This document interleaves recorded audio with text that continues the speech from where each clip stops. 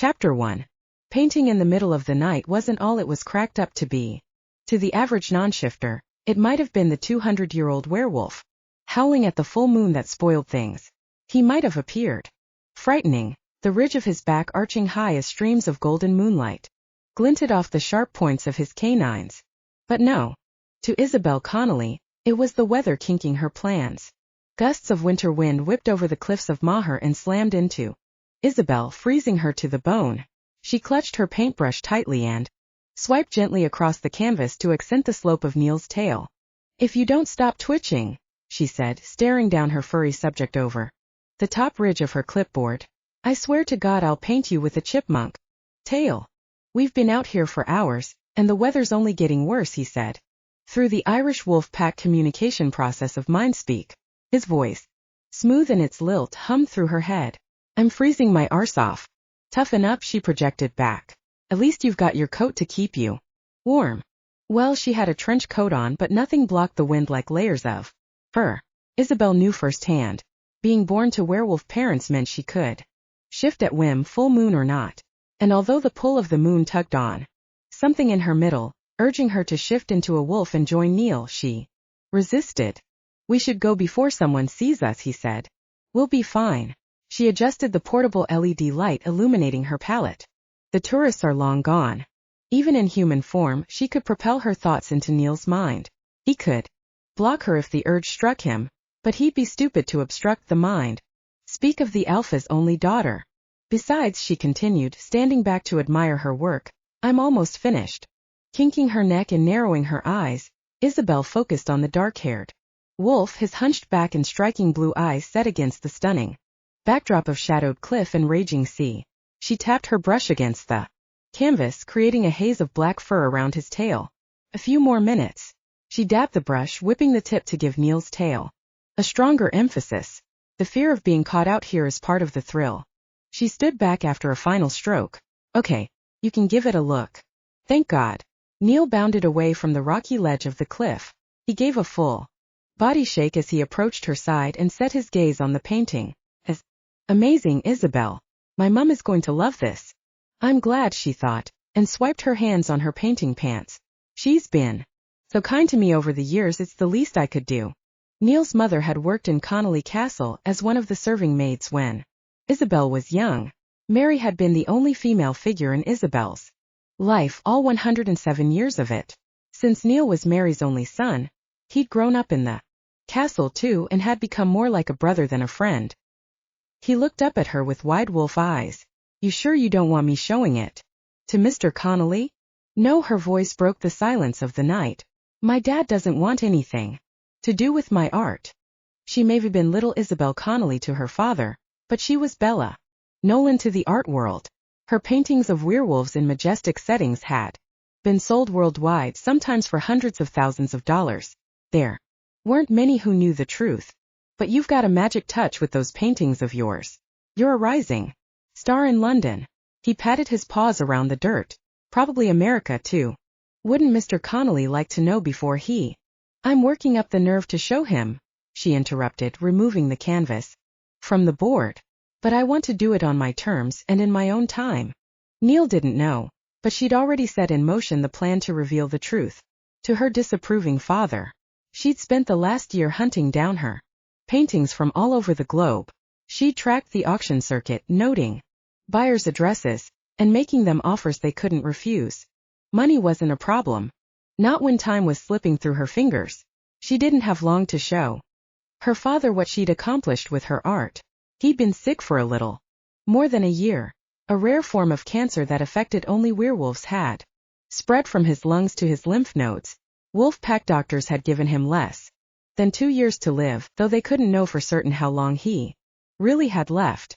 Grief trickled into her heart and summoned tears to her eyes as she slipped the canvas into her bag. Even though it had been a year since her father's diagnosis, the pain stung as strongly as it had the first day. Her father had told her the sickness was a blessing. Every werewolf had to die when its time came, but this way they could experience every moment as if it were their last. Their days would be lively and bright, heightened by the imminent loss. He told her to tie up loose ends, say what needed to be said, before his final breath. before he was gone. But there was still one thing left undone, one thing she couldn't say. More than anything, she wanted her father to see all of her artwork together in one place before he closed his eyes and succumbed to the eternal sleep. Maybe then, when all 30 pieces were together again, he would understand the depth of her passion, the fire in her heart, and the talent in her hand. The world had embraced her paintings, even if they didn't have a clue. Werewolves existed. Why couldn't her father, the alpha of their Irish wolf pack, embrace them and her too? But you might not have much time left, Neil projected. My mum says it's getting worse by the day. I know. Fighting back tears, she scrawled her pseudonym on the bottom right hand corner of the picture the way she always did. Large B, illegible Ella. Long swooping legs of the N, scribbly Olin. I've spent the entire year rounding up my paintings. I'm storing them in Dublin in a room at the National Gallery of Ireland. I don't have them all yet, but I'm close. When you're ready, let me know and I'll have my mum drop this one off too. Thanks, Neil. That means a lot. Neil huffed in approval as puffs of condensation rose in front of his face. How many Bella Nolan pieces are still in the wild? 12, I think.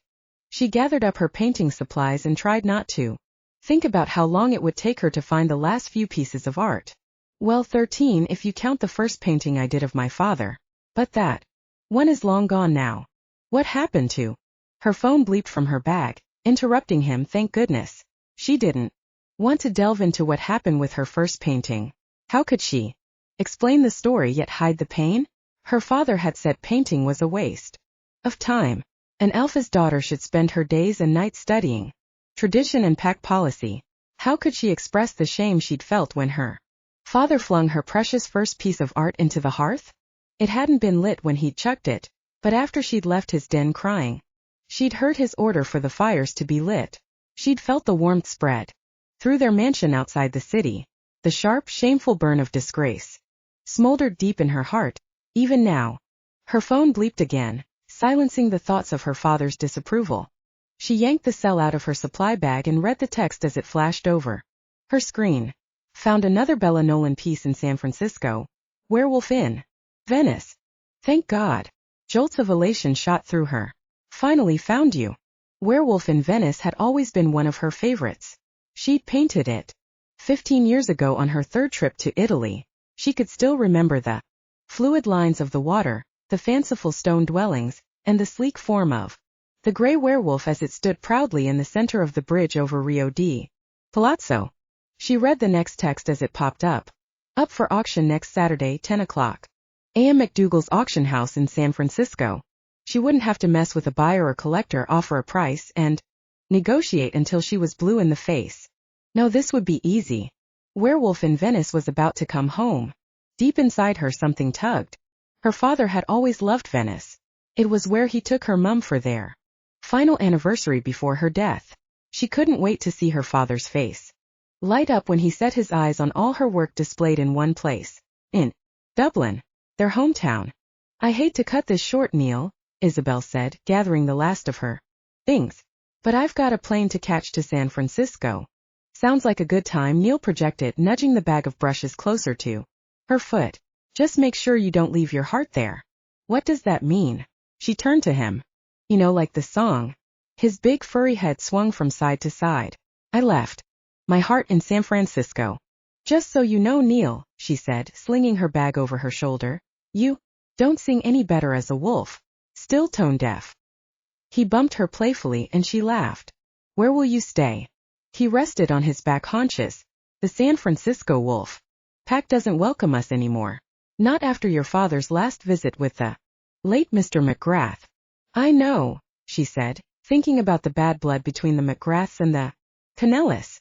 But I'm not worried about it. I doubt I'll run into anyone from that family, actually. I'm going to get my painting back and get home as quickly as possible. Nothing was going to stop her. Chapter 2. Saturday morning, as Isabelle strode through the front door of McDougal's in downtown San Francisco, she was handed a pamphlet of the day's artwork. Scanning through the listing, she spotted her piece. The air caught in her throat as she skipped up the marble front steps. She passed large pots crammed with bamboo stalks and towering sculptures of samurai warriors. Folding up the pamphlet, Isabelle shoved it in her purse and strode into the auction room. The hall was immaculately clean and crowded with people. Her stomach fluttered with happy nerves, and her heart raced in anticipation. Today was going to be a great day. After being assigned a paddle, she slid into a seat at the back of the auction hall. Two men brought out each beautifully mastered work. The history of the piece was read, along with a brief summary of which collections it had been featured in. Whispers spread through the crowd before everyone went quiet and let their paddles do the talking. We're going to take a brief intermission before the next painting, Werewolf in Venice, the auctioneer said, his voice flat. But it wasn't the tone of his voice that had Isabelle searching the features of the old man's face. It was the Irish brogue. Everyone take 10. He marched down the center aisle and slid into the seat next to her as if he'd planned the intermission for the very reason. You look at me strange, Isabelle, as if you don't recognize me. I'm Colin O'Hare. He extended his hand. It's been years since I've rested my hat in Dublin, but I didn't think my beard had gone that gray. Recognition hit her and she gasped. Colin had been a member of their pack for 200 years before venturing out on his own. Rumors hit Dublin that he'd gone to California, but no one had said anything about his work in the auction circuit. Oh my gosh, I'm so sorry I didn't recognize you. She shook his hand. It was warm and calloused like worn leather. I didn't know you worked for McDougall's. Might have made her task of tracking down her lost art an easier one. How've you been? Well, thank you. He leaned in close and whispered. How's your father? Holding up. She sighed as despair weighed heavy on her shoulders. Good as can be, I guess. Did you hear he's fighting cancer? Aye. Colin nodded, and the lights shone off the bald patch on the top of his head. Let me tell you, lass, if any man can win that battle, it's Gerard Connelly. I've never met a man with so much fire. He tapped her chin gently, as a father would do to a child. That fire is in you as well. Something inside her softened, and she ached to change the subject before she broke completely. I'm here to bid on Werewolf in Venice, she said as nonchalantly as she could. I hear it's beautiful. You're a fan of Bella Nolan, are ya? She nodded slowly and averted her gaze to the seat back in front of her. I suppose you could say I am. That piece is mighty fine. Sold last year in London for 3.25. She swelled with pride, but kept the emotion on lockdown. Colin didn't have a clue she was the artist. Or rather, if he did, he hadn't let on. She'd probably have to pay more than $400,000 to get it back. Between the earnings from her work and the savings in the Connelly vault, she could afford a solid bid, thank goodness. I'd love to sit and chat with you, dear, but I've got to be getting back. He took her hand, flipped it over and kissed her knuckles. It was lovely to see you. Send my love to your father, and the rest of the pack. Her heart warmed. I will. As he returned to the podium at the front, Isabelle sensed someone watching her. She scanned the room, over unfamiliar faces from one side and back again. Sniffing softly, she used her heightened sense of smell to detect anything out of the ordinary. She could pick up extreme emotions, fury and fear, love and happiness. Happiness, a sweet and rosy scent, tingled her nose, masking every other scent in the room. Nothing out of the ordinary. The next piece is Werewolf in Venice by Bella Nolan, Colin announced as the piece was escorted to the stage. It's a stunning piece of Gothic realism. He detailed every gallery her art had been featured in, every collection where it had been shown over the last few years. Awareness heated Isabelle's cheeks and made the rest of his words fuzzy in her ears. It always happened this way when someone spoke fondly of her work. Let's start the bidding at 200,000. She flushed hot as a paddle went up, directly across the aisle from her. Good God, that man scratched that. She sniffed and picked up a familiar scent. That werewolf was gorgeous. Midnight black hair cut close to his head, on the sides and longer on top. Big brown eyes, strong nose, a layer of stubble covering his wide jaw. Black suit and tie, one foot kicked up and resting over the opposite leg. He gave off a vibe of dominance mixed with cool and composed nobleness. He lifted his paddle again as the bid jumped to 250,000. He didn't hesitate. Not once. Not even when the price rose to 5.25. Flattery struck her, but she quickly dismissed it. No matter how good it felt. Knowing the total hottie wanted to have her picture, she wouldn't let it go.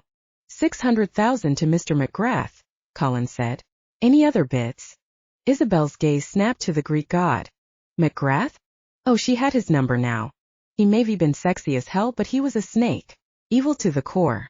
Just like every other McGrath in their nasty family line. She lifted her chin defiantly and raised her paddle. He'd been waiting for Werewolf in Venice to come up for auction again so he could acquire it and add it to his collection of Bella Nolan work. He was inexplicably drawn to Nolan's paintings. They were breathtaking. She brilliantly weaved the majestic form of the werewolf into the natural cityscape behind it. It was the stroke of her brush over the wolves in the painting, gentle and soft, against the gritty textures in the background that had captivated him. When he studied Nolan's artwork, a rush of something hot streaked through him. It was akin to a surge of adrenaline. He couldn't explain the feeling and had given up trying to figure it out. He had 11 Bella Nolan paintings. Werewolf in Venice would make 12. And he wasn't about to be outbid by the tiny little pixie sitting in the row across from him. She had dark hair that dropped past her shoulders and curled up at the ends, bright green eyes lined with thick lashes, freckles covering her plump cheeks. She was a werewolf. He could tell by the sweet and spicy smell of her, but she wasn't from the San Francisco wolf pack. He would have run into her by now, and he never forgot a face. The pixie wore a thick black scarf, black heels and a black dress that revealed the porcelain smooth length of her legs when she crossed them. Judging from her attire, she was either headed to a funeral after the auction, or stuck in a permanent state of melancholy, or maybe she simply thought the monochromatic color would make her incognito. Yeah, no way. With legs like that, anonymity was impossible. As the bid tiptoed higher, reaching 615,000, Jack raised his paddle with a flick of his wrist. He couldn't care less about the money spent. He'd accumulated an estate worth billions, but even if he hadn't, he'd go in debt to hang Werewolf in Venice on his walls. Besides, he couldn't take his billions with him when he died, so he might as well spend his money on something he could enjoy in his final days. Seeing as how he was a 320-year-old werewolf who'd yet to find his Luminary, his one and only fated mate, he was weakening. Werewolves could only live about 300 years without going through the bonding process with their Luminary. With every year that passed by, he was pushing the envelope. He'd searched tirelessly for his mate, scoured wolf packs throughout the country, and had come up empty-handed. Luminaries could feel the spark of connection at first touch. He'd failed.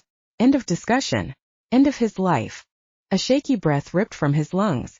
Just then he picked up something else in the pixie's scent. Hints of something rich and creamy. It smelled almost like no, it couldn't possibly be Guinness. Smooth and full. Bittersweet underneath. Had she drunk the beer recently? Was it still on her breath? He couldn't tell. The pixie lifted her chin. A slight move, but he caught it and raised her paddle. Guess she was a Bella Nolan fan too. Without thinking twice, he rebutted. She craned her neck to the side and glared at him, kinking one eyebrow. It was clear that she was trying to give him attitude, but she looked downright adorable, like a puppy gearing up for battle against a more formidable dog. He couldn't help but smile. Sweetheart, I'm 320 years old. I've met and outbid enthusiastic bidders like you before. But you've never met me. Her thoughts struck him like a hammer to the temples. He hadn't meant to project his thoughts or for her to hear them. But now that she'd responded, he couldn't get the sweet sound of her voice out of his head. Her tone was light and airy like the winter wind, carrying a soft accent. He couldn't place it.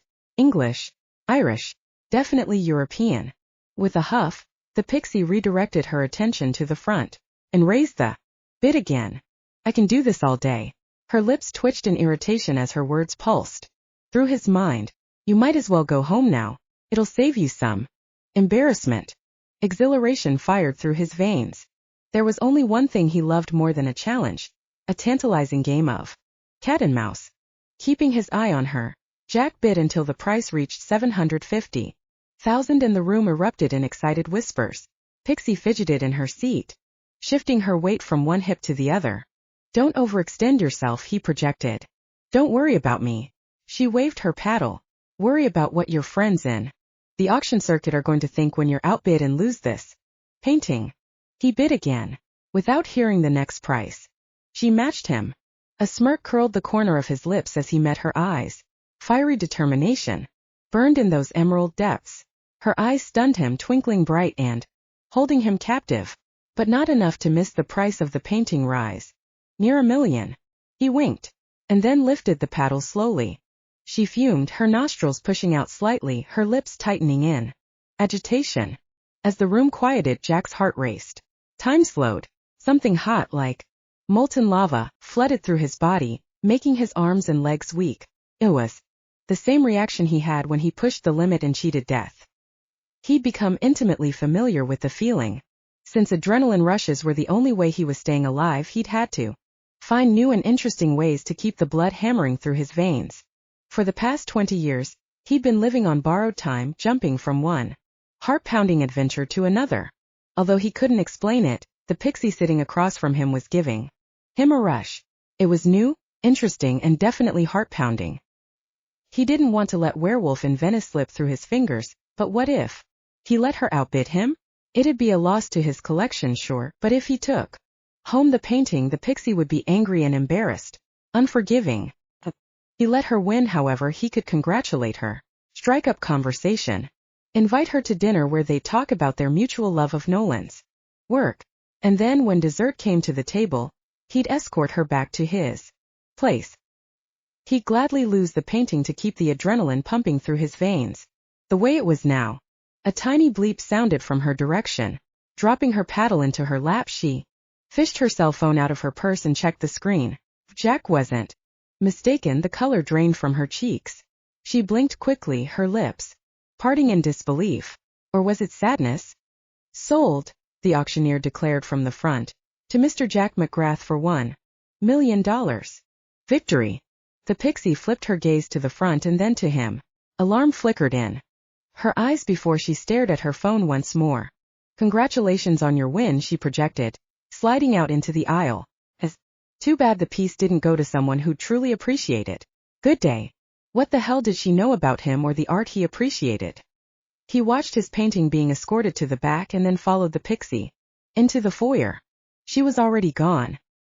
He just purchased Werewolf in Venice to add to his collection, the only reason he'd come to McDougal's today, yet he couldn't shake the feeling that he'd left something unfinished. Hairs on the back of his neck stood on end. The only way to get rid of the prickly sensation he'd learned was to jump into the day's hectic schedule, check things off his list, one by one. He didn't even know the pixie's name, so he'd never see her again. Putting her behind him wasn't going to be a problem. That's exactly what he'd do. Completely forget about her.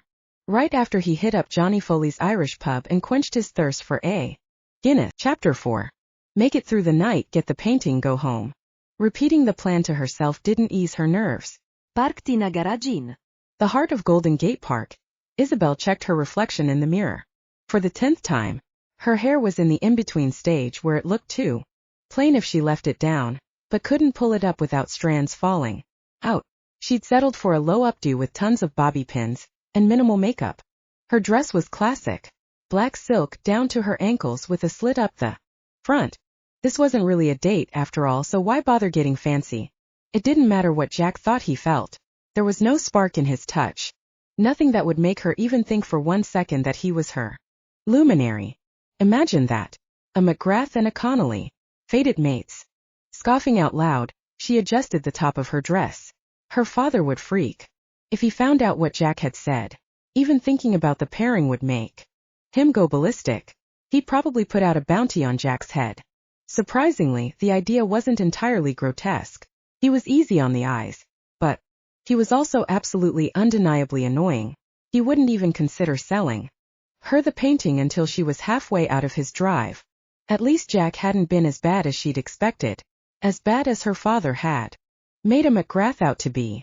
She didn't like to judge people before she knew them, but he'd pummeled into her brain, for years on end, that the family was full of terrible, deceitful people.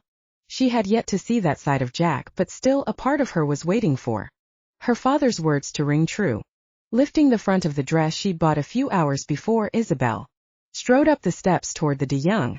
She nodded to the men in tuxedos who flanked the doors of the museum and swept inside. The place was bursting with life. From paintings illuminated on the walls to classical music wafting from the speakers to sculptures in the corners, everything was vibrant. Even the people. Men dressed in tuxedos and women glammed up in formal gowns filled the space, mingling and laughing and happily clinking glasses. Despite the festive atmosphere, Isabelle's shoulders felt tight. Hell, every muscle in her body was on edge. She'd have to bite her tongue for a few hours. Remember not to tell Jack how little her pack thought of his family and the way they did business. I need liquid courage, she mumbled and sauntered toward the bar. On her way, a server holding a platter of hors d'oeuvres passed in front of her. Looked like snapper crudo with chili, steak lettuce cups and bites of sesame chicken on sticks. Scrumptious. Stomach growling fiercely, Isabelle spun in front of the waiter and snatched a handful of each. God, she'd been so preoccupied with dress shopping for tonight she'd forgotten to eat. As she shoved the snapper in her mouth and headed for the bar, someone tapped her on the shoulder. She whipped around, shifted the food to her cheek and bit back a gasp. From his musky, masculine scent to his ruggedly strong jawline to his sultry brown eyes, Jack McGrath was a vision of sex appeal. Looking for me? He asked. Choking down the fish, she swiped the back of her hand over her mouth to clear away the crumbs. No, but I've got a throat on me. He chuckled, eyeing her neck. I'm sorry, what? I'm festy. She wasn't back at home drinking with Neil. She'd do well to remember it. Anyway, what are you drinking? Scotch on the rocks is my poison. He held up a whiskey tumbler full of ice and very little amber liquid. I was going to ask what yours was, but I see. Now it's one bite hors d'oeuvres. Oh, isn't this grand? I'm a hungry hippo. I don't know what you're talking about. Hiding her hands behind her, Isabelle quickly chucked the rest of the appetizer she'd fisted. From the direction of the flying food, a woman squealed in shock. Or maybe disgust. She couldn't tell unless she turned to see, and she was most definitely not going to make eye contact and admit fault. Damn it, what were the chances she'd actually hit someone? Come on, Isabelle said, snatching Jack by the sleeve of his coat. She jerked him toward the bar. Think the bar has the black stuff? If he knew that she'd just chucked a bunch of bite-sized meat at an unsuspecting guest, he didn't let on. Thank goodness for small victories. Black stuff. He kicked his foot up on a bar stool. You mean tar? No, I mean Guinness. He winked.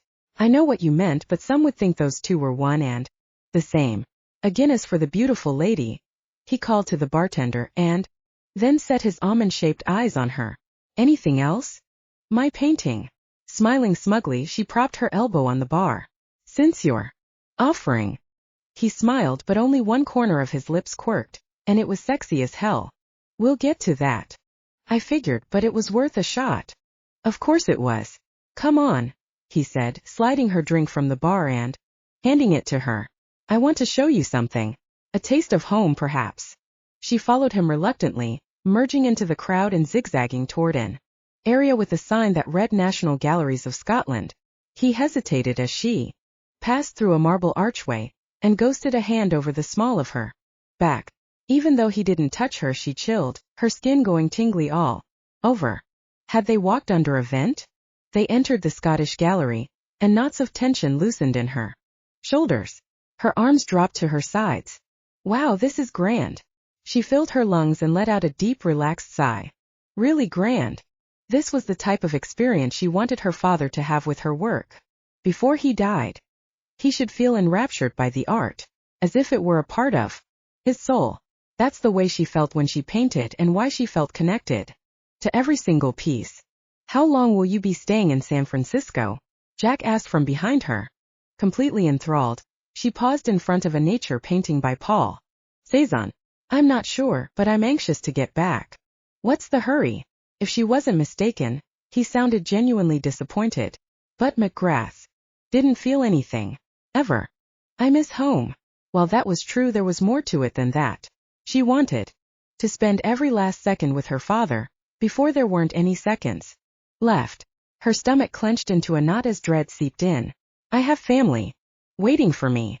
Jack stood beside her as she kinked her head to the side to analyze a painting of a man ice skating on Duddingston Loch circa 1795.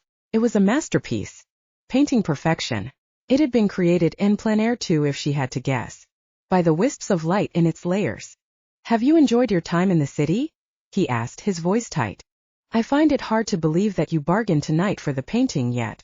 You want to spend our time talking about how much I like the city or how long I'm staying. Is that really why you wanted me here? She tipped back her drink. Because I think there's more to it and it's about time you let me in on the secret. He leaned in close, and she couldn't help but inhale a generous helping of his masculine scent. He smelled divinely fresh like amber and sandalwood, an intoxicating combination that had her stunned. Oh, I've got secrets, he whispered against her ear. But this isn't one. It's so hard to believe that I simply craved your company. Good God, her earlobes shivered. Was that even possible? The thought of this gorgeous man craving anything had her mouth watering. Words evaporated from her brain, which didn't happen very often, if ever.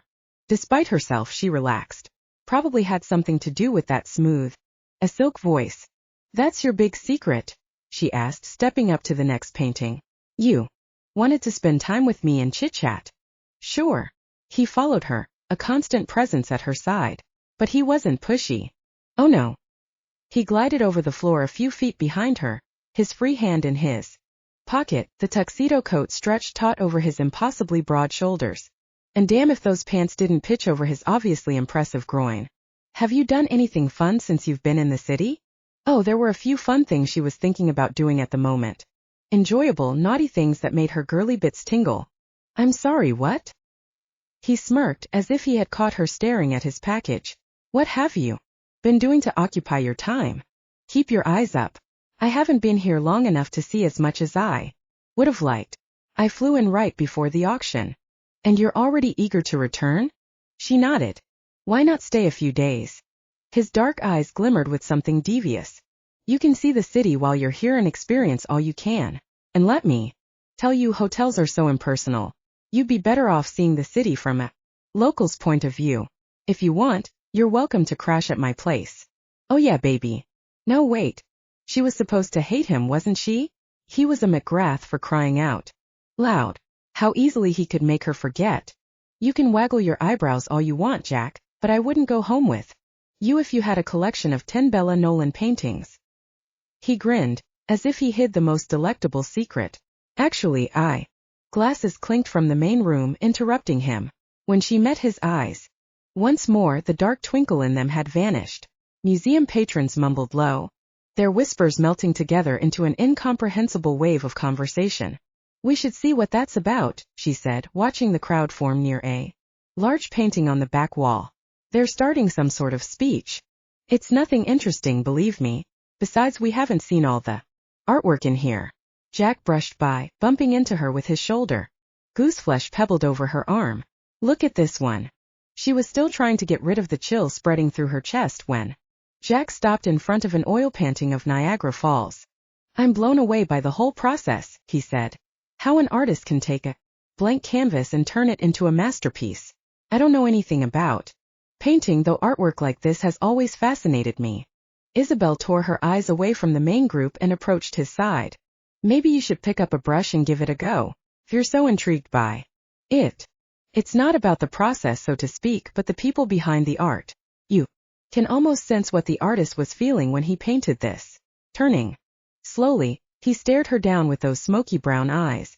And just like that, she was warm again. I like to collect things by artists I feel connected to. Art, sculptures, valuable books, anything that I can add to my private gallery. Sounds like you've got quite the collection, she said, traipsing around the hall. She could feel his gaze boring into her back as she turned away. But you're focused on acquiring rather than appreciating. There's a huge difference. I disagree. Acquiring is appreciating. If I spend $1.25 million on a piece, it has more value to me than one I paid $300,000 for. She spun and stared. So the inherent value of something is based on the retail price. Of course. He nodded. Which piece in this museum gets the most attention? The one in the far corner, or the one in the center in the glass case? The one purchased for $50,000, or the one the museum newly acquired for $500,000? A little piece of her died at the thought of someone buying her paintings, solely based on the monetary value. We're going to have to agree to disagree, she said plainly. Jack followed her trek to each of the paintings. A silent companion. She kept her distance from him and was careful not to brush him accidentally. Werewolves usually ran hot, their temperatures a bit higher than non-shifters, but when she touched him, an odd chill seeped into her bones. Finishing her Guinness, Isabelle stopped in front of a family painting. Oil on canvas from the early 1800s. The father in the piece had the little girl on his knee. She held out a golden yellow rade flower and smiled brightly. Proudly. Her father beamed, his arms wrapped around his daughter as he gazed into her eyes. The little girl's happiness and her father's love had been captured for eternity. It was the kind of dynamic she'd envisioned when she'd shown her father her very first painting. She'd wanted him to wrap her in his arms, tell her how proud he was of her, encourage her to paint more often and display it everywhere in their castle. It was a good thing their interaction hadn't been displayed in the De Young. It would have been called a father's shame, and wouldn't have fit with the other, more whimsical pieces in the collection. Clapping echoed from the main hall, followed by an announcement. Muffled voices struck her ears, though she couldn't make out any conversation in particular. As the speech ended, the crowd moved toward a glass case in the center of the floor. She couldn't tell what had been displayed. Why Bella Nolan? Jack said from beside her. The air froze in her lungs. Excuse me. Why are you determined to make Werewolf in Venice yours? Is it the painting in particular, or all Bella Nolan work? Oh. For a second there, she thought Jack was asking about her nom de plume, as if he knew it was her. I'm collecting her work for a private showing in Dublin. Nodding, his lips pulled into a quick, contemplative frown. Is that so? You look confused. He scrubbed his hands through his dark hair. I'm not. But if you'd asked, I might have let you borrow the painting for the showing. You wouldn't have had to offer to buy it or come with me tonight. Not that I don't appreciate your company. I donate paintings for showings all the time. Like tonight. She'd thought about doing that at first, but the paintings were a gift for her father. A part of Isabelle secretly hoped her dad would fall in love with all of them and want them for himself. Besides, she wanted to take the work home. Back to Dublin. I wanted it for personal reasons, she said, finishing her drink. To appreciate it, no matter the cost. Damn, the woman was stubborn. An unexpected surprise. He thoroughly enjoyed every snippy remark, every sly grin, every simmer of fire in her eyes. It made him feel alive. Under the circumstances, he could use more of that. As he thought of a rebuttal, the crowd clapped and mumbled again. This time, someone announced Jack's name over the microphone. Why now? When he and Isabelle were finally getting somewhere. Would you give me 1 minute? Taking the hand she dropped to her side, he squeezed gently. Starbursts of heat splintered into his palm. I've got to do something. Don't disappear on me, okay? I'll be right back. Something told him she wouldn't be going anywhere. She hadn't gotten the painting yet. Dropping her hand, he moved through the crowd of smiling faces, recognizing not a single person, and his hands began to shake. Not now. Please, not now. He approached the glass case and then turned, searching for Isabelle in the crowd. She'd stayed back, far enough away that she wouldn't see his hands tremble. I hope you're all having a fabulous time tonight, Jack said, raising his near-empty glass. The ice rattled around inside as a tremor clattered through his arm. I'd like to personally thank the De Young for their interest in this. Renoir. Hold strong. Don't show weakness. It's been a part of my collection for more years than I care to admit, and this is the first time it has seen the light of day, or the glare of the moon, as it were. His vision swam in and out, gripping the corner of the glass case for support. He rubbed his eyes, and stomach pains from hell rocked him. Anyway, cheers. Weaving through the crowd, Jack cursed and stumbled, fought his way back to Isabelle's side. Another few minutes and he'd black out in front of everyone. Isabelle, he said, leaning against the nearest marble pillar. I'm sorry to have to cut the night short, but something has come up. What hotel are you staying at tonight? Are you okay? You look pale. I'm fine. Focus on breathing. Air in, pause, air out. What's the name of your hotel? The Grand Hyatt, but you look like you're going to. Perfect, he rasped out, hollowing out in his middle. I'll have the painting delivered to your hotel room in an hour. I'd like to make this up to you. You'll let me, but it'll have to be at a later time. And then before he collapsed in the middle of the de young, he staggered out the front doors and into Chapter 5. Isabelle drove her Camry back to the Grand Hyatt and hit every red light on the way. Her father used to say if she found herself stuck by a continuous string of red lights, it meant she subconsciously wanted to be going a different direction anyway.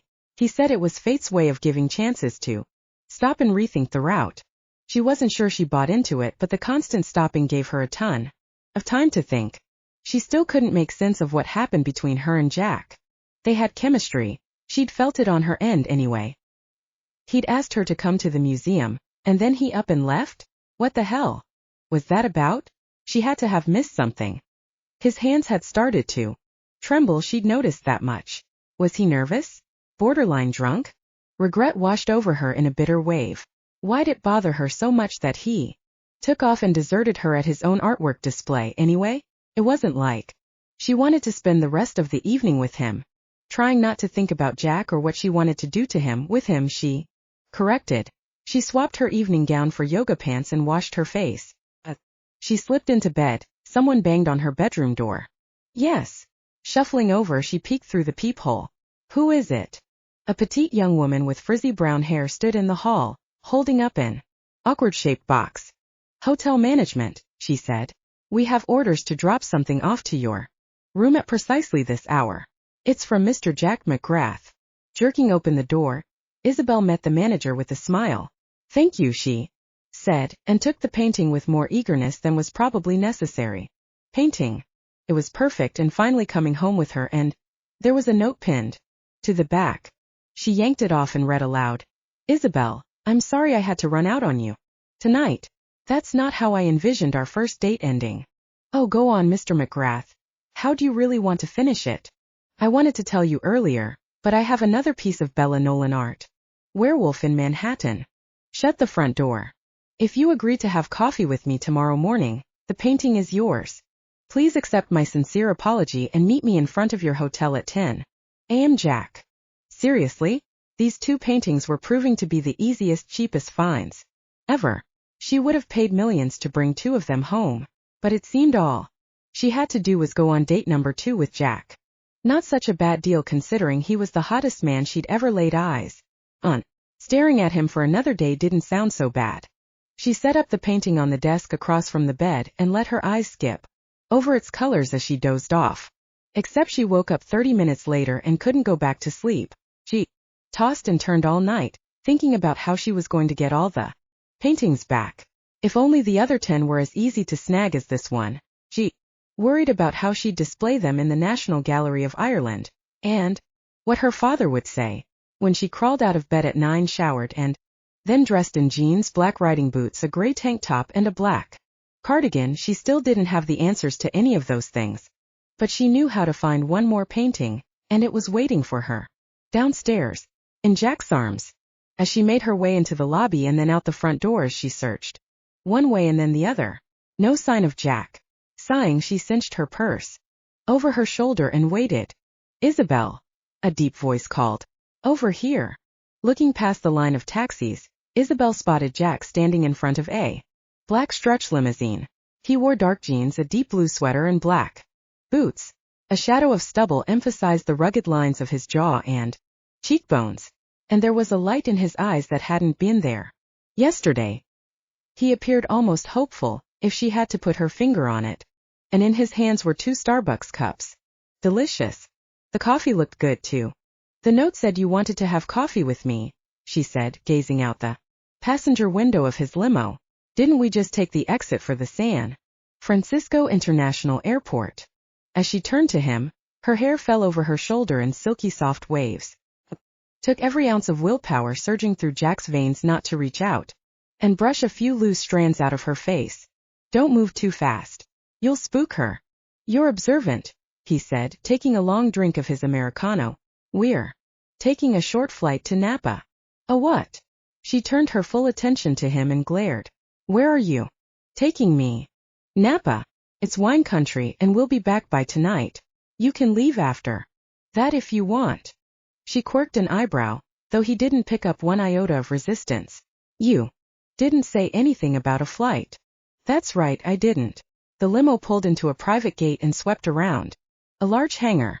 But if you want the painting, that's where we have to go. Told you it's not far. You'll be perfectly safe if that's what you're worried about. We're going to visit a longtime friend of mine. Oh. She pinched her lips together with her forefinger and thumb, contemplating. And he has my painting? She actually. Her name is Jasmine Winters. Isabelle stared out the window as if she were completely relaxed with the situation, yet his heightened sense of smell detected the rosy scent of curiosity, followed by subtle hints of jealousy. It seemed Isabelle was piqued by his relationship with Jasmine. She's a sweetheart, he went on, trying to play it cool. You'll love her. Oh, I'm sure I will. She cleared her throat and adjusted her top. So did you sell the painting to her, or? About 30 years ago, she moved from New York to San Francisco. She missed New York terribly, so I thought the painting would cheer her up. The limo stopped in front of his private jet. I called her last night, asked if we could come up to grab it, and she said that was fine. Yes, fine, she said, though she didn't sound too enthusiastic about it. He exited the limo, extending his hand to help her out. She took it, sending fiery spirals of heat snaking through his body. The surge of energy in his veins wasn't as strong as, say, a fight or a new adventure, but it was there, satiating him, giving him more time. He'd been weakening more quickly the last few weeks, not that he'd admit it to a soul, and he didn't want to have to leave her again. Last night he'd stumbled into the streets, damn near been flattened by a Muni City bus. Still hadn't erased the queasy feeling in his gut, but it gave him enough strength to get home. After that, he rode his Ducati through the city streets. It had been the fastest ride of his life. He'd almost died more times than he cared to count. The only thing on his mind was having more time with Isabelle. She couldn't go back to Ireland. Not yet. This is the plane we're taking? She strode over the red carpet that had been laid out. What's with the grand entrance? Branson got overexcited. Reluctantly releasing her hand, Jack finished off his coffee. It's not often I have a woman come aboard. Oh really? Her gaze shot to his. How often is often? No, wait, forget I said anything.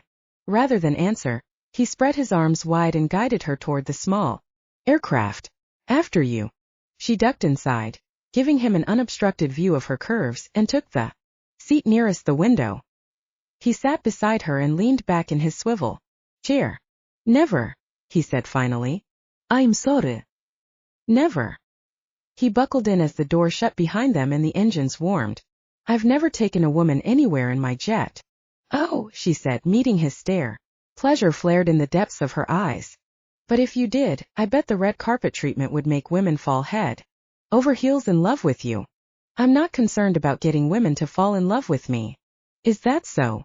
She quirked an eyebrow. Because if I recall, you were quick to cry faded wolf the first time we met. That was different, that was with you, he said simply, catching her gentle intake of breath at the words. While we're on the topic, do you have a love interest back home? Say no, say no. Even though there was only one luminary, one fated mate, for each werewolf in existence, it didn't mean he or she was going to be celibate until the mate arrived. Quite the contrary, or so he'd heard in certain circles. There were werewolves who liked to have sex with as many partners as possible before meeting their luminary. That way, when they finally met the person they were going to be with for the next 1,000 years, they would have already played the field. He'd never had that urge. He'd been too busy building an empire, collecting valuable property and art, traveling the world, seeing new sights and broadening his horizons. He wasn't a saint, not by a long shot, but he never saw the advantage of whoring around while waiting for his mate. Merely thinking about Isabelle having lovers in Ireland had the threat of a growl rumbling in the back of his throat. I don't have time for a boyfriend. The tightening that had been in his chest moments before loosened. She caught his eye as if she'd picked up the sudden comfort in him. She took her time, finishing off her coffee as they taxied down the runway. And if I do find time, she continued, my father finds 1,000 reasons why I shouldn't be involved with someone who isn't my fated mate. But I'm right here. My father is pretty strict on what I can and can't do. Clutching the armrests of her chair, she laid her head back as they lifted off. With a bump and a groan of the engines, they were soaring through the air. I'm sorry, I'm not particularly fond of planes, and I talk when I'm nervous. Stop me if I'm blabbering too much. That would never happen. He hadn't meant to say it aloud, but there it was. I like listening to your voice. It's soothing. Sliding her head over the headrest, she glanced at him. So is yours. A moment passed between them, charged with smoldering heat. The air crackled, causing his heart to jump. And then just like that, she severed eye contact. And the moment was gone. I'm going to be alpha of the Irish wolf pack after my father. Did I tell you that? He shook his head, desperately trying to recapture that moment. Every now and again, when she wasn't nervous or trying to peg him for a scoundrel, she opened up. Only then could he glimpse the real Isabelle Connelly hidden behind the wall she'd put up. She had a great sense of humor and a stubborn flair that kept him on his toes. As she continued to talk about her father, her voice cracked. She would rule the pack and follow in his shoes, no doubt. She'd probably run it with the same values too. When they first met, she'd been so eager to think the worst of him, and how could he blame her? His family had treated their werewolf brothers and sisters as pawns to expand their own businesses in the States. He tried to shed their reputation by building one of his own, but it seemed her father hadn't forgotten, and had made sure his heir apparent wouldn't either. Everything made sense. Her hesitation, the distance she kept, the walls she continually tried to put up, and the bitterness that trickled into her tone every now and again. Reality was a nasty son of a bitch. I spend most of my day studying Irish tradition and wolf pack law. He wants me well versed in the history of the pack, from its origination in the 1500s up to modern practices. On the short flight to Napa County Airport, they talked about her pack and the family dynamic they'd instilled. Everyone genuinely cared about one another. It was refreshing, since he'd had only Branson to depend on for the last 100 years. Fraternizing with other werewolves from the San Francisco wolf pack simply didn't sound appealing. Hayden Dean, the alpha of his pack, always sent him a personal invite to all of the wolf pack events, but he'd hardly accepted, especially not in the last 20 years. Everyone could sense he was an unmated wolf, past the 300-year mark. He'd sensed their pity, their willingness to help, and their inability to do so. That had been the breaking point. No one was going to feel sorry for him. And then after a while I reached the point where he told me about the restrictions with my Luminary, she said plainly. The plane started its descent as his stomach whirled. What restrictions? Since I'm the alpha's only heir and my Luminary will rule the pack with me, he's got to be someone from the Irish wolf pack. Sucker punch to the gut. That's a bit short-sighted, don't you think? How so? The plane's wheels touched down with a loud screech. If my mate is from another pack, he wouldn't know a thing about the traditional way we run things. He could learn, but it wouldn't be in him. He wouldn't have the trust of the pack. But you can't choose who you're fated to love. You're right. She worried her bottom lip between her teeth as they taxied to a stop near the small terminal. But you can choose to live alone rather than bond with someone who doesn't have the pack's best interest at heart. Wow. That's harsh, don't you think? Harsh. You'd live 300 years, give or take 20, depending on the amount of adrenaline in her system, and die young rather than bond with someone you're destined to be with? What's worse is you'll be condemning me to an early death too. It was ridiculous. Inexcusable. She shook her head slowly as the plane door opened and cool air whipped through the cabin. I'm not condemning you to death. I don't know why you're worried about something that hasn't even happened and doesn't concern you. Because you're wrong. It does concern me. His heartbeat pounded in his ears. It may not have hit you full force yet, the way it has for me, but it's there. Deep down on some level you know it. She didn't move. Not a muscle. Not a quiver or a twitch of those perfect lips. She did feel it. Mr. McGrath? The steward blurted from the rear of the plane. The Porsche you requested has arrived. Porsche. That got Isabelle twirling around in her chair and peering out the tiny oval window. That is what we're driving to your friend's house?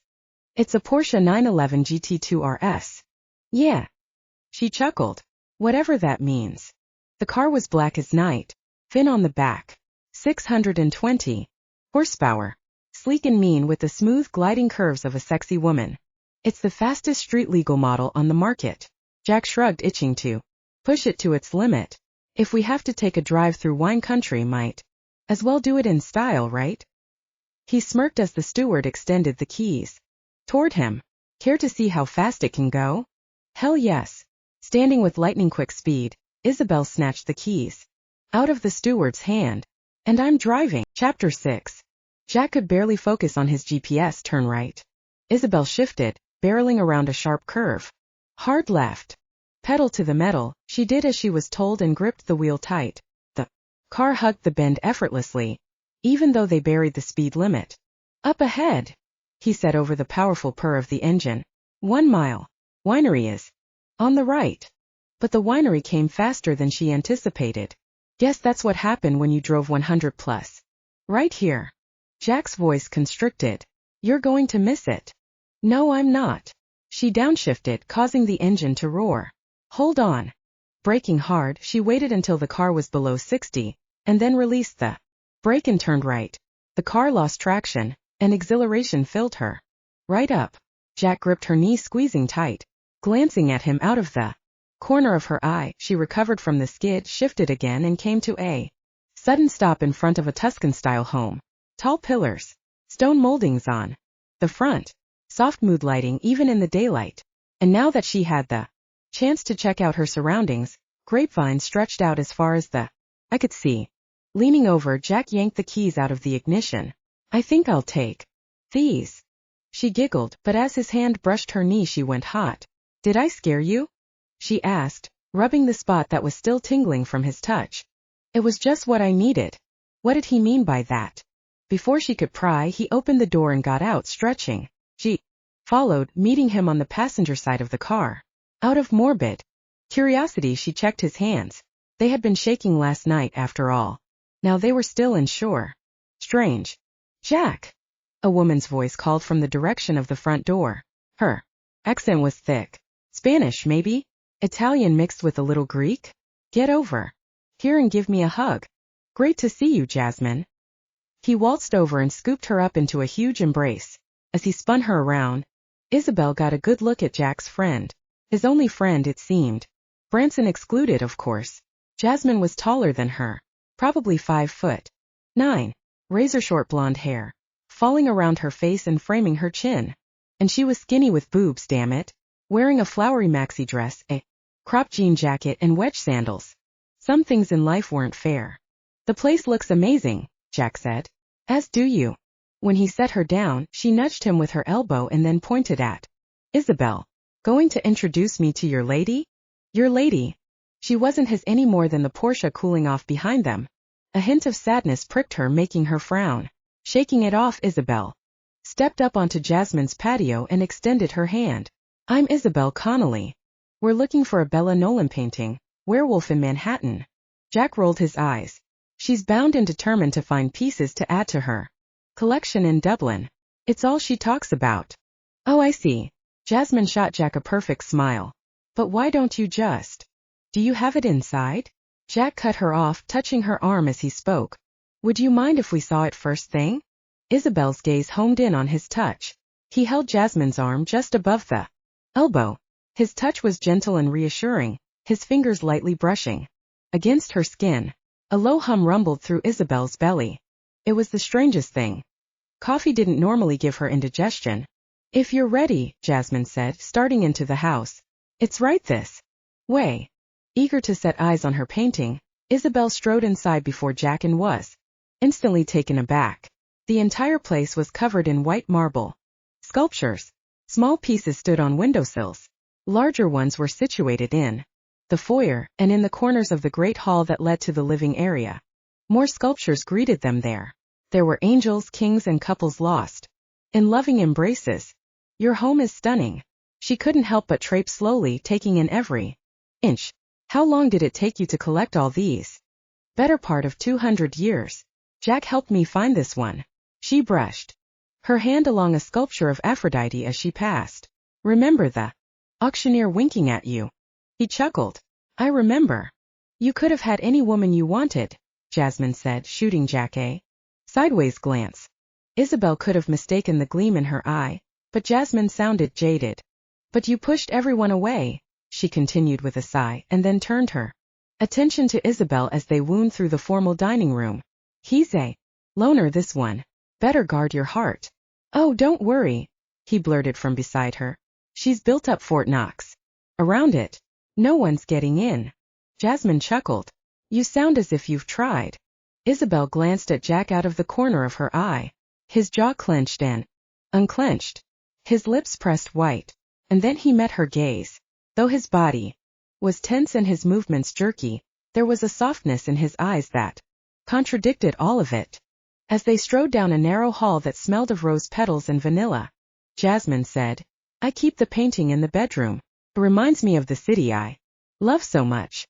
Did they have a tryst in New York? Isabelle couldn't help but wonder. Pangs assaulted her stomach again as the thought struck her.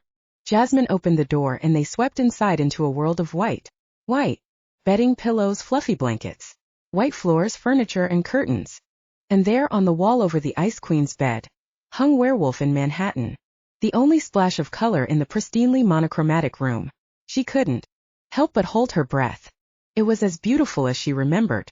The city had been buzzing with excitement that night, so she and Neil had gone to a rooftop so they had a breathtaking view of the unmistakable skyline, and no one to interrupt them. Isabelle hadn't realized it, but she'd walked over to the bed to get a better view. When she realized she'd been staring for too long, she twirled around. Jack and Jasmine stood near the door whispering. Something I missed? Isabelle asked sweetly. Oh, she could play it cool now, but jealousy burned in her gorgeous green eyes. She may not have wanted to admit it, and hell if he knew how he was doing it. But he was getting through to her, finally getting under her skin. If only there was a way to speed up the process, make her realize how great they could be together, especially if that was the way fate had intended. Jack was just telling me that you're from Ireland, Jasmine said, climbing over the bed to take the painting off the wall. That you're going to be the alpha of the pack. That's right. Jasmine unhooked the art and handed it to Jack. Sounds wonderful. I've always wanted to visit Ireland. As Jasmine slid off the bed, she put an arm around Isabelle's shoulder. What do you say we talk about it over lunch? I don't know, Jack said, checking his watch. Now that we have the painting, we should probably get back. Nonsense. Isabelle followed Jasmine toward the kitchen. I wouldn't mind talking about Ireland as long as you tell me a little about how you know Jack. Shit. No, we really should. Oh, I'll give you all his juicy secrets. Jasmine beamed, glancing over her shoulder at him as they walked past. I'll make cream cheese chicken and grilled asparagus. Does that sound all right? No, none of that sounded remotely close to all right. Okay, the cream cheese chicken sounded bomb.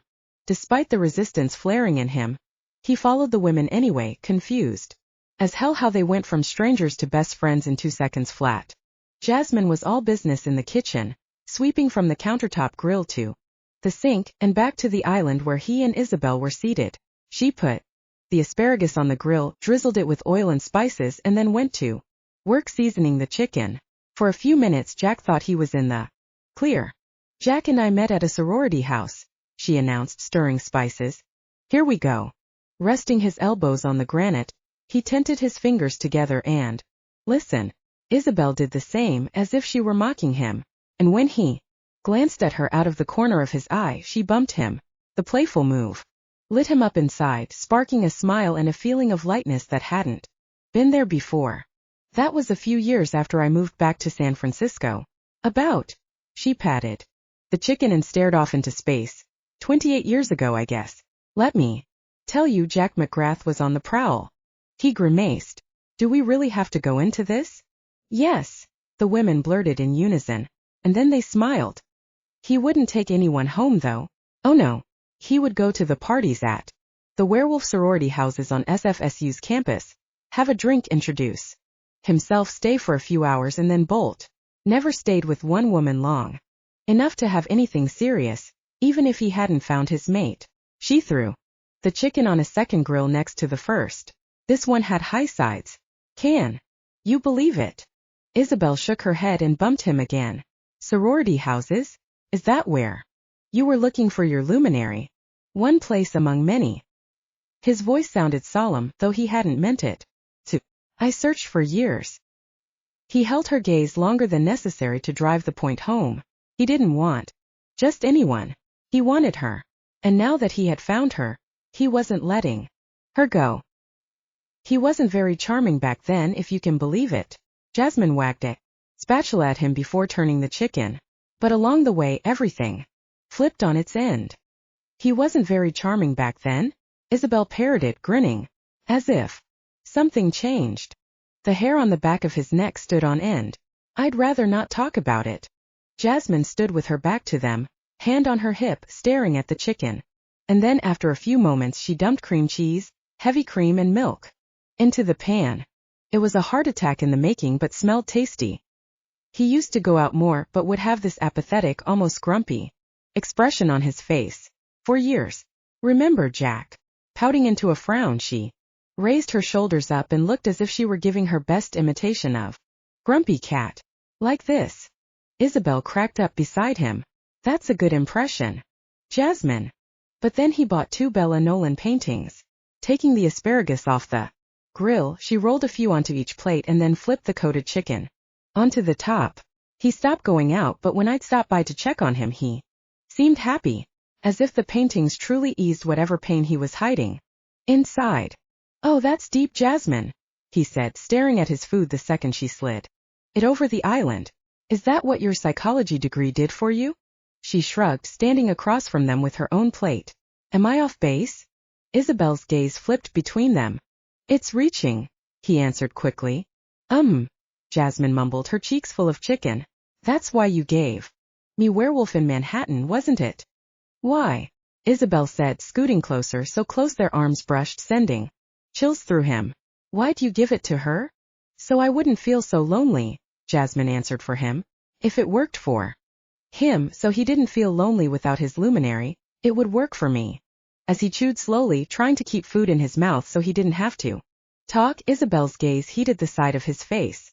Which was why I was so surprised when he called, saying he was going to give the paintings to you. It's not that I mind giving it up, it was never mine to begin with, but he'd held on so tightly for so long. She set down her fork and bent over the island. And then he shows up with you, and I understand. Isabelle's heart slowed. He could hear its strumming beat, calling him. You understand what? Isabelle said softly. Jasmine's eyes sparked with dark amusement. She really doesn't know, does she? He shook his head and choked down the last bite of food. It was tastier then. It smelled creamy and flavorful. He swallowed down a helping of despair too, while he was at it. Forget it, Jasmine said with a smile while turning on her charm. Enough about Jack and me and Bella Nolan. Which part of Ireland are you from? They talked for hours about Ireland and San Francisco and New York and places they'd never been that they'd always wanted to go. He hadn't realized it was nearly 4 o'clock, but the tremors rattling through his fingers served as a personal alarm clock. They were coming closer now. Time to go, he said, and hustled her out the front door. With Werewolf in Manhattan in one hand, Isabelle embraced Jasmine in a bear hug with the other and kissed her on the cheek. They certainly took their sweet time to say goodbye. Not like they had a ticking timer counting down the last minutes of their life or anything. She's the one, Jasmine whispered into Jack's ear when they embraced. I think she might be the only one who can't see it.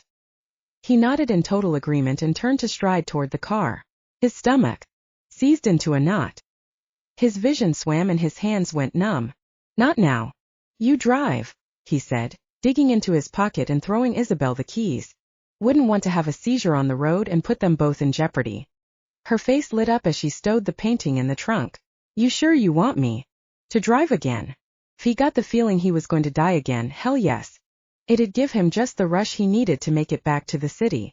She drove the Porsche hard and fast, exactly the way he'd needed her to. She'd tried to make small talk, but he had to stay focused on slowing his heart rate.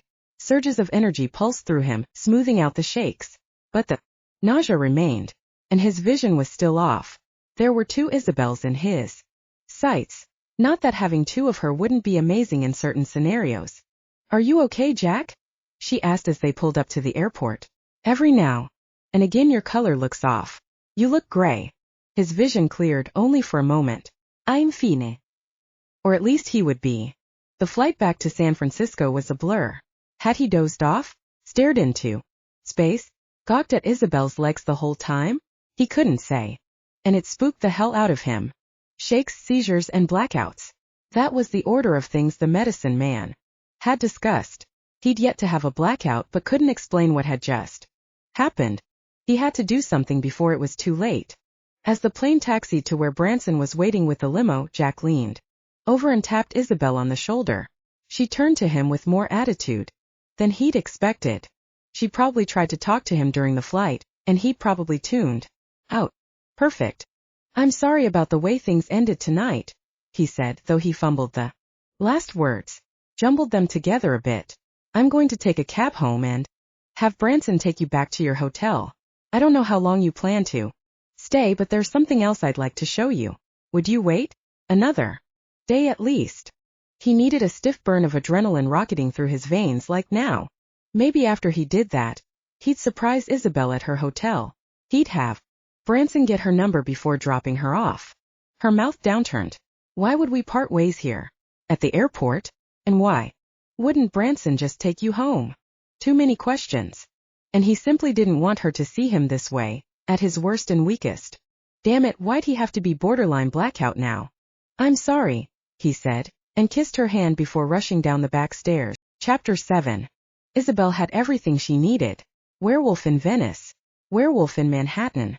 A limousine ride at her disposal on Jack's dime. But for some reason she couldn't make up her mind where to go. Okay, so her mind was totally made up. It was a tiny tug in the pit of her stomach that kept her stuck in indecision land. Where to, miss?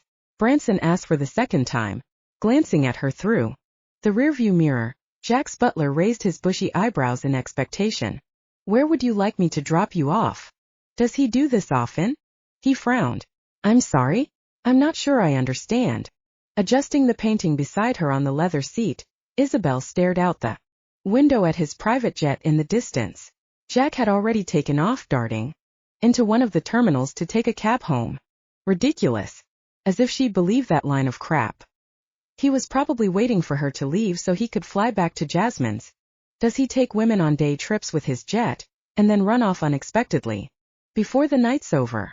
Branson stared, giving nothing away with those flat gray eyes. The guy was handsome but looked like a dolt when he just sat there. She slid forward on the seat. How many women have you given rides home this way? Just you, miss. Branson started the engine. Where to?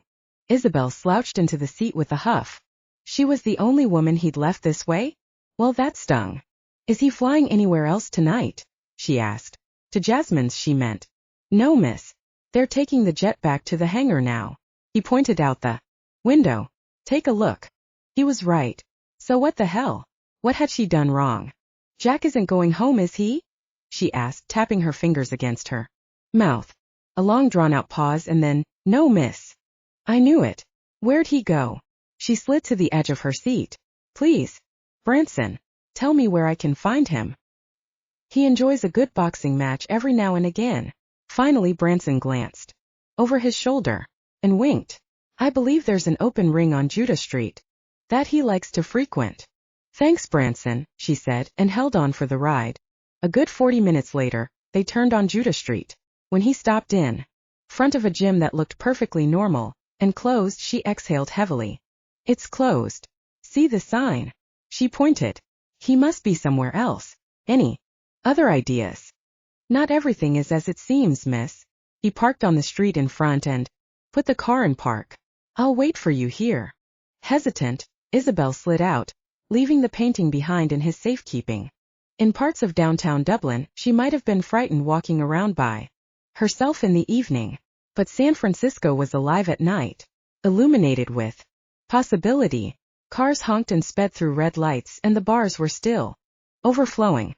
Isabelle peeked in the windows of Kicking Kango's. It was dark inside and not a single scent of a werewolf tingled her nose. Where are you? She whispered, turning back to the street. This can't be it. But Branson said. And then she heard it. A guttural moan. Scratches of claws through flesh.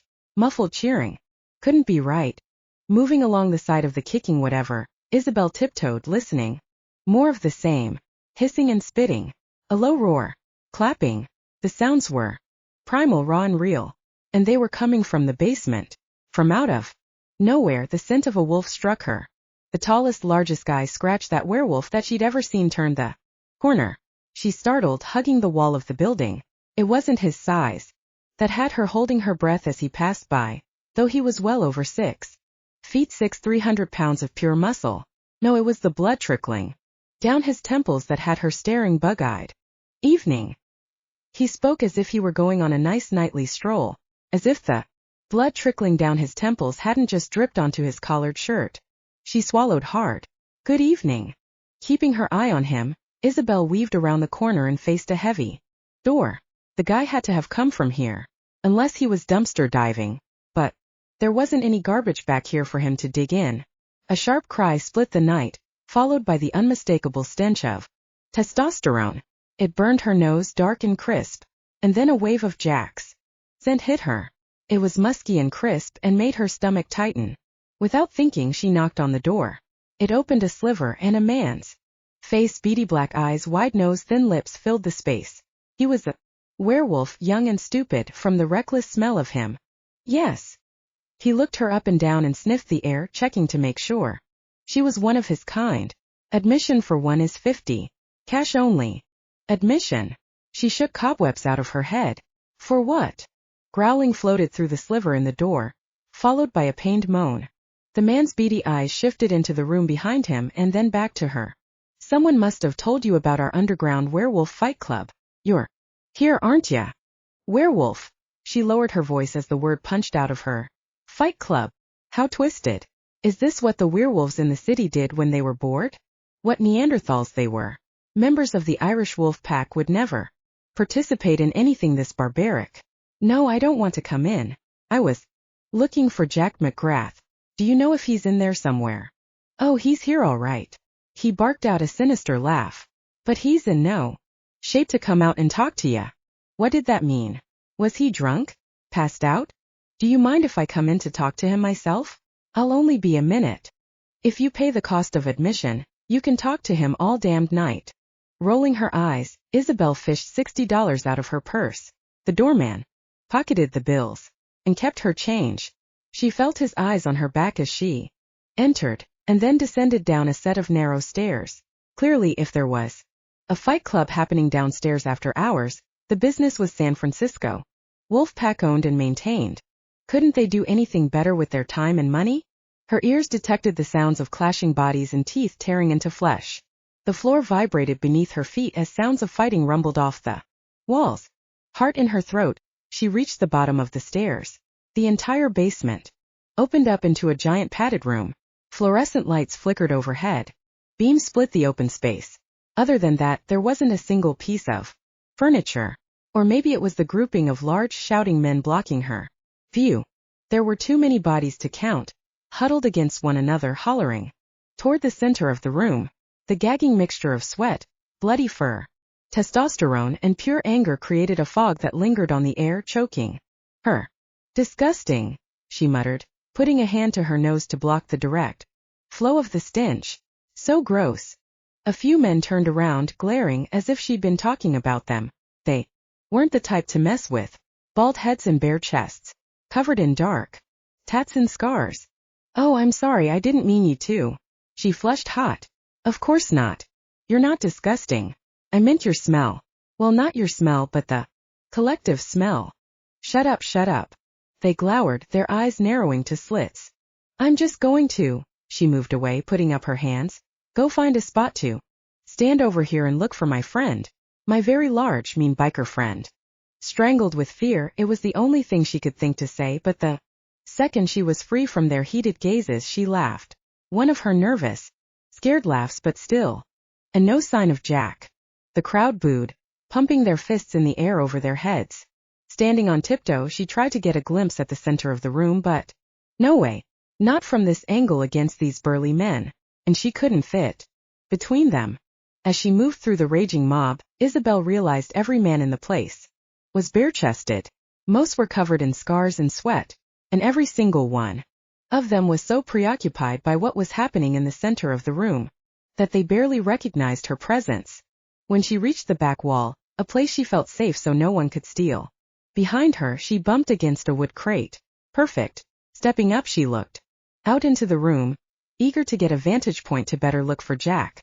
The quicker the better, so she could get the hell out of here. Two wolves tangled in the center of the room. She gasped, watching in horror as they reared up on their back haunches and crashed into each other with brutal force. They growled, baring their teeth as they clashed them together. The guy at the door had said this was a werewolf fight club, but with the men surrounding the room, she hadn't actually expected the men to be fighting as wolves. Right in the middle of the city, covering her mouth with her hand, Isabelle gawked, unable to detach her gaze from the horror of the fight. One of the wolves, the sleeker one with the raven-black hair, was covered in a mess of sweat and blood. His fur was matted down the back, wet and dark red. His face was bashed in on the right side, and the tip of his nose had been sliced open by a claw. The other wolf, the auburn-haired, much larger one, had claw marks streaking down his left side and was bleeding over one of his eyes. Other than that, he was fine. Colliding with cruelly intense force, the wolves bit and clawed, jumped back. When one leaped, the other matched. Blood gushed over the floor as the auburn wolf sliced through the side of the darker. He howled in agony. The men in the crowd bellowed, a roll of thunder that vibrated the entire building. Isabelle's heart drummed in her chest. Limping and bleeding, the darker wolf attacked. As their massive bodies slammed together, the darker wolf slipped in a pool of his own blood. Taking advantage, the auburn wolf leaped on top of the other and pinned him to the ground. Although the auburn wolf clearly had the upper hand in strength and size, and now position, the darker wolf was the one who wouldn't quit attacking. He snapped with sheer anger. He was focused, determined to fight to the end, it seemed, no matter the cost to him. Well, she figured they could simply shift when the injuries became too much to bear. Maybe that's how the fight ended. When one wolf couldn't take the pain anymore and shifted back, it must have been the equivalent of screaming mercy. They'd heal. Everyone would head home. It was still barbaric, but at least no one would have any lasting injuries. She scanned the room. Her gaze settled on the backs of a few men crowding near the fight. They were terribly scarred. These fighters would live but be marred forever? For the fun of it? Yeah, forget barbaric. They were just stupid, testosterone-raging idiots. Speaking of, where was Jack in all this? A guttural cry jerked her attention back to the fight. The darker wolf was still pinned, its feet pushing against the larger wolf's chest. Didn't look good. Severing the carotid artery could kill a werewolf. A bite to the neck from another wolf would do it. And from the way the auburn wolf's teeth were poised at the neck of the darker wolf, he was threatening to do real damage. Come on, McGrath, someone yelled from the front. I've got $3 grand. Riding on your ass. McGrath? Jack. But where? In the fight? No. Desperation streaking through her, Isabelle scanned the horde of half-naked men. From this angle, they all looked the same. Thick, muscular bodies, slicking with sweat. She'd never find him. Get off the ground, the same person roared. Put up a fight. Her stomach dropped. She'd come here to figure out why he kept ditching her at the end of all their dates. But clearly he had bigger issues. Jack. Her voice carried too easily through the room. It must have been the high pitch. Against the grumbling of the men, the swarm in front of her turned to glare. And as they moved, they created an alley for Isabelle to get a clear shot of the darker wolf, Jack, on the ground. She squealed as the auburn wolf reared up, teeth bared, ready to sink its teeth into his neck. Jack, get up. As if her voice made a direct shot from her lips to his ears, he twitched, writhed beneath the auburn wolf, and craned around to search for her in the crowd. In that split second of distraction, the auburn wolf sliced his paw across Jack's neck. He howled, a sinister sound that hurt her ears. The mob went silent as blood squirted from his neck. Shift back, shift back, shift back. Slowly, the auburn wolf released him and backed off. Jack didn't move. As the crowd dispersed, Isabelle fought her way to the front. Disgust wormed its way through her. Watch the fight, scream and make bets, and when someone falls to the ground dead, walk away. They weren't barbarians. They were cowards. Jack, she said, kneeling at his side. Can you hear me? He was covered in gunk, blood, sweat, and drool, probably so she didn't want to touch him. Coasting her hand over his neck, she could have sworn her heart hiccuped in her chest. He'd heal if he shifted back. But if he was knocked out cold, he could die. Lying here in a pool of his own blood. Someone help him, she called out. But everyone was filing out. Not a care in the world if one of their packmates suffered a lethal blow. Please someone. Help. He was losing too much blood. Heart thumping out of her chest, Isabelle did the only thing she could think to do. She covered his wound with her hand, put as much pressure as she could to stop the bleeding. His fur was soft, not coarse as she would have imagined it to be, and wet, sliding between her fingers. He had large brown eyes though. They'd closed, and long lashes resting against his furry face. And he was larger up close. Not small as she'd thought from her vantage point at the back of the room. He was muscular but lean, undeniably strong. Although he was a jerk for leaving her twice and really freaking stupid to put himself in this position, he was striking in wolf form. Not that she'd ever tell him that. You can't die, McGrath, she said, adding more pressure to the wound. I'm not finished bothering you yet. At her words, Jack coughed and hacked up a bunch of blood on the concrete. Thank God he was alive. With a sigh, she cradled his big head in her hands. You're going to be all right, she swore. Can you hear me? Just find the energy to shift back. He opened his eyes and blinked up at her. There was a tenderness in his wide wolf eyes that tugged at her heart, a vulnerability that weaseled its way into her chest and squeezed. You're a git, she said, going warm and tingly all over. I just want you to know that before I save your life. And then his head went limp in her hands. Chapter 8. Jack clawed his way out of the darkness. Barely. It was Isabelle's scent that finally pulled him through. All through the night she surrounded him. He tried to rouse enough to talk and ask her to stay, but couldn't muster the strength. It wasn't until sunlight pierced his eyelids that he finally awoke. Feeling like he'd been beaten with a baseball bat, Jack used all his strength to move his head around over the pillow. The curtains to his room were wide open, letting in the full glare of the morning sun. Isabelle had curled up in the chair beside his bed, her head dropped forward and her eyes closed. She'd changed into a bulky black sweater, black leggings and hot pink slippers that looked like mops. Where the hell did she find slippers like that? 1995?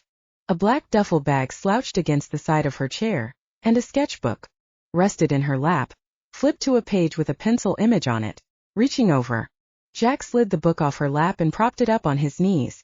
He just started flipping when she snatched the sketchbook out of his hand and closed. Aren't you a nosy one? She said with a yawn. You must be feeling better. I didn't know you sketched. It's a hobby. Her eyes shifted to the sketchpad and then back to him. Way to keep my hands busy when I'm bored.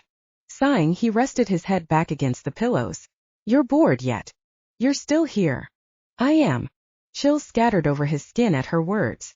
I couldn't leave until I knew you were going to come out of this. She ran her fingers through her hair, and then let the silky soft layers fall around her face. Sunlight hit her from behind, creating a soft halo of gold around her head. Despite what you may think, I'm not totally heartless. Rising off the chair, she leaned over the bed and touched his forehead. He flinched at first until he realized she was checking a bandage there. Her touch was gentle, the most soothing caress he'd ever felt in his life. It was as if the warmth in her hand bloomed through his entire body. I never thought you were heartless. He eyed her carefully as she tended to him. A horrible driver? Yes, absolutely. Dabbing a cloth in a bowl beside the bed, Isabelle pulled back the sheet and touched it to his side. I was driving fast but in control. I'm not a bad driver. The fountain in my front yard begs to differ. She squeaked in shock. I was distracted by the, you know what? I'm not hashing this out again. I already told you I'll pay to replace your monument of manhood. Hissing, he recoiled from the cold as it dampened his skin. Struck him that she was comfortable tending to him. Had she done it all night? From the recesses of his mind, the memory of her touch skated forward. She'd been here all night, caring for him when he was hurt. For someone who claimed to loathe him, nursing his wounds was a strange move. The duffel bag resting beside the chair must have been hers, he realized. Branson must have brought her things from the hotel so she'd be comfortable here. He'd have to thank Branson later for taking care of Isabelle. It's going to take a high-pressure hose to get all the dried blood off you, she said. And you're going to have scars. Not on your face but here. She touched his abs, sending pinpricks of delight scattering down to his groin. And here. And lower. With a visible shiver, Isabelle replaced the cloth and folded her arms over her chest. Care to explain the mental breakdown you had last night? I don't recall a breakdown. But he remembered the adrenaline rush big time. All it took was stepping into the ring with the largest werewolf in the place. One strike with the force of a hammer, one quick claw to his muzzle, and he'd gotten what he'd been looking for. How long the strength would last this time? He wasn't certain. If you're talking about the fight, it was a way for me to blow off steam. No, it was more than that. It was suicide. She plopped into the seat once more and clutched the sketchbook against her. I nearly had a canary watching. You in there? A canary? Chuckling, he shook his head. That must have been painful. On account of the beak and all. No, a canary of fright, you know what? It's not about the way I talk. She narrowed her eyes at him. After the fight, you passed out for over an hour. The bouncer had to call Branson to come get you. He and I dragged you to the car and brought you here. You could have died from your injuries. She was right. Why didn't I? Branson gave you an epinephrine shot. Tired lines formed around her eyes. You woke up startled for a few seconds, long enough to shift back. You collapsed and have been out since then. Shit. He rubbed his thigh where he was still tender from the needle. He'd given up. Epinephrine shots years ago, after he'd gotten a skin infection that landed him in the hospital, and he couldn't get an adrenaline rush while lying in a hospital bed. So in order to avoid the impossible scenario, he'd avoided needles from that day on. He preferred more natural ways to get his high. Anyway, getting shot with epinephrine wasn't always pretty. Neither was the fight. Yet, she'd witnessed everything. More than that, she'd followed him to the gym, dragged him out when he was at his weakest, and remained by his bedside until he woke up. How could he repay her? What was that? She asked, penetrating him with those sultry green eyes. Why would you leave before the end of our date and hop into a fight with a werewolf 10 times? Wait, did you call it a date? Flustered, she batted her lids and shook her head. What I was saying was you hopped into a fight with a werewolf 10 times bigger than. No, I heard what you said. A smile pulled at his lips. You said before the end of our date. She huffed and slouched into the chair. Maybe I should have left you on the floor in that gym. I'm glad you didn't. Sitting upright against the headboard, he used his heightened sense of hearing to listen for her heartbeat. It was racing, thumping loud in her rib cage. She might not have known it yet, but it called for him. Because if you'd left me there, I wouldn't have seen how radiant you are in the early morning light. She softened, her head lolling to her shoulder. You can stop with the flirting. It wasn't a date. I misspoke, and you seem to think I'll forget about the question at hand. Which one is that? Why'd you shift from this really great guy at Jasmine's to Muhammad Ali? You ran out like your clothes were on fire. First I thought you might have been offended by something Jasmine said about your attachment to Bella Nolan's paintings, but now I don't think that's it. She stood and moved toward the windows. He had an excellent view of the city from there. You acted like you didn't want to leave me at the airport, but then I can't imagine anyone wanting to get their head bashed in by a werewolf in an underground fight club, so you really didn't want to do either of those things. Yet here you are 2 inches from dead. I'm at a loss, Jack. I knew McGraths were crazy, but I didn't know they were masochists. I'm not a masochist. Well, not really. Though if he thought back over the last few years, he could probably find a handful of antics to support her idea. I simply don't have a choice on how I live anymore. I'm ruled by something completely different. Drugs. She spun, planting her hands on her hips. That's it, isn't it? I'm not on drugs. Checking to make sure he had something on beneath the sheets, Jack set his feet on the floor and stood. He tightened the drawstring of his black pajama pants and steadied himself on the bedpost. Branson must have changed him, thank goodness. His muscles were sore from the fight, but he had energy in him. A blessing in disguise. I'm on adrenaline. I don't understand. He teetered between the urge to tell her everything, the whole tragic truth, and the fear that she'd run. If she did take off, he'd be dead before summer, he was sure of it. But if there was a chance that she might complete the Luminary bond with him and save him, he had to try. Stretching and flexing to assess the damage, He strode closer. Isabelle's gaze homed in on his bare chest, his abs, and then his lips. Her eyes went wide as if she thought he was coming in close to kiss her. Oh, but didn't he wish? I'm 320 years old, and have yet to find my mate. His voice turned darker, graver than he'd meant. 2 decades ago my health took a turn for the worse. I wasn't expected to survive the year. A wolf-pack medicine man told me the tale of unmated wolves living off of adrenaline rushes. He said the surge of the chemical in my bloodstream would elongate my life, though he couldn't say for sure how long. Squinting, Isabelle rubbed her temples. So you're dying, Isabelle. She stood still as stone. Oh, she said, as if she understood. But she couldn't possibly. At first, it only took something startling to get the blood pumping through my veins. But now I'm getting used to the adrenaline. The thrills are wearing off. It's taking extreme measures to keep my body functioning day to day. So the helicopter, the fights, the whole drive like a bat out of hell being just what you needed. All that is a normal part of my life. I have to find new things like that every day. The only thing that can save me for good is finding and bonding with my fated mate. You. Mouth gaping, her gaze shifted around the room as if she were searching for something that made sense. But there were no answers in the woodwork. He'd looked 1,000 times over. I'm so sorry, Jack, she said, her voice solemn. I wouldn't wish that on my worst enemy. How much longer do you think you have? He swallowed down the spoiled truth. There's no way to tell. Sometimes I feel myself slipping, but I've already lived 20 years past my expiration, so who knows? Could be another month, another year, or 700. It all depends. Whoa, rewind. She put her hands up in the space between them. And you think I'm your luminary? The one who's going to extend your life? I told you before, you're wrong. You should stop wasting your precious time with me and use it to find your real luminary. No time with you is wasted. Would you stop that? She pushed him away, though she lacked the force and the conviction in her touch. You're a McGrath, I'm a Connelly. There's no way fate would put us together across the world from each other, from 2 packs that hate each other. My father doesn't just dislike your family, Jack. He loathes every one of you for the crimes you committed when werewolves first immigrated here. The sting of dishonor pinched his side. I know what my family did in the past, but that wasn't me. I've lived my life differently, with honor.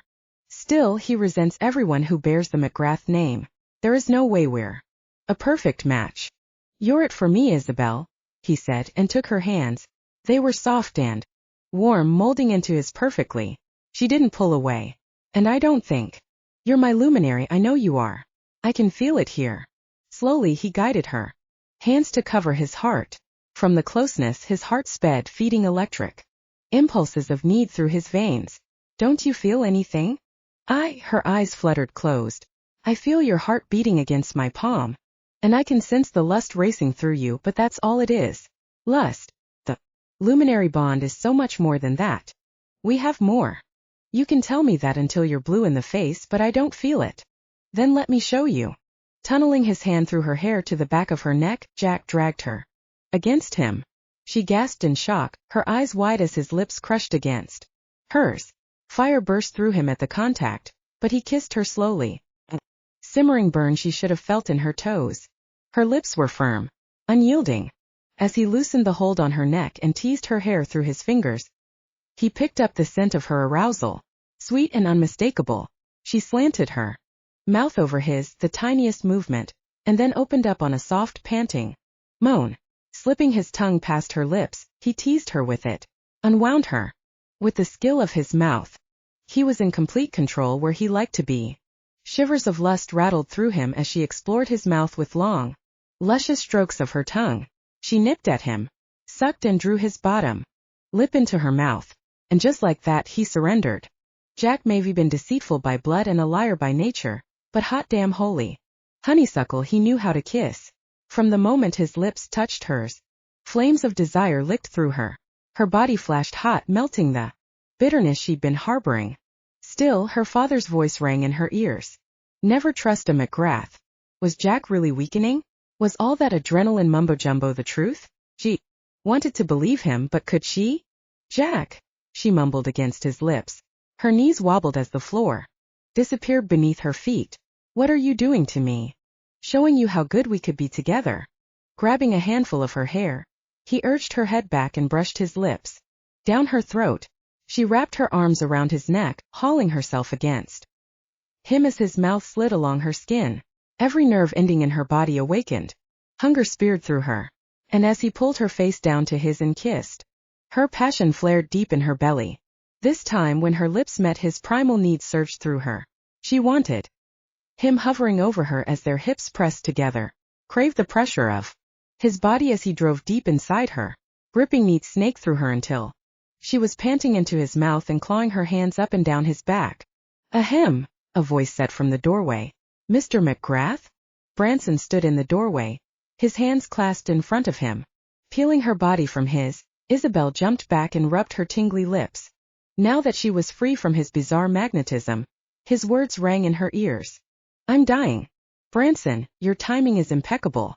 Jack snatched the pillow off the chair beside them and covered his groin. Whatever it is, it can wait another 6 hours. Come back then. 6 hours? Is that how long she'd be in his bed? Shivers danced over her skin at the thought. No, she shouldn't be feeling lust and craving his seduction. She should be concerned about his health, shouldn't she? Sir, this is urgent. Branson pressed as stress lines formed at his eyes. The painting you have planned to purchase from the Grady brothers is here. But there, sir, if you would come out and meet them you could. Spit it out, Jack growled. They've changed the price, sir. They want more money for their efforts. Why did it seem as if he was talking in code, tiptoeing around what he really wanted to say? They're in your office, he went on, and refuse to leave until you pay them what they ask. Sighing, Jack scrubbed his hands through his hair. Couldn't have come at a worse time. What's going on? Isabelle asked. It's nothing for you to worry about. It's only a snag. He brushed her arms, as if he'd done it 100 times before. His hands felt oddly natural on her body. They felt right. Branson, tell them I'll be right there. Branson nodded, leaving them alone. Moments ago, when their bodies were pressed together, she was in tune with every beat of Jack's heart, every breath of air escaping his lungs, every desire in his body. But now it was gone, leaving her cold. His chilling words haunted her mind. I'm dying. Listen, Jack said, comforting her with the intensity of his gaze. There's nothing I'd like more than to continue this with you, but the Grady brothers won't wait, and this is important. More important than living in this moment and taking me to bed? She scratched the thought from her head. How long will you be? She asked, unable to ignore the desperation flooding through her. She wanted his lips over hers again, his tongue sweeping against her cheek, and that delicious warmth blooming through her. Why? His eyebrows pinched together. Do you have to be somewhere? Your bed. No, that wasn't right. She shouldn't be thinking such things. But even if she did have plans to head back to Ireland, she'd be so damned distracted by the memory of his mouth, she wouldn't be able to function. There was something in his kiss she couldn't put behind her. Heat and power and the promise of more.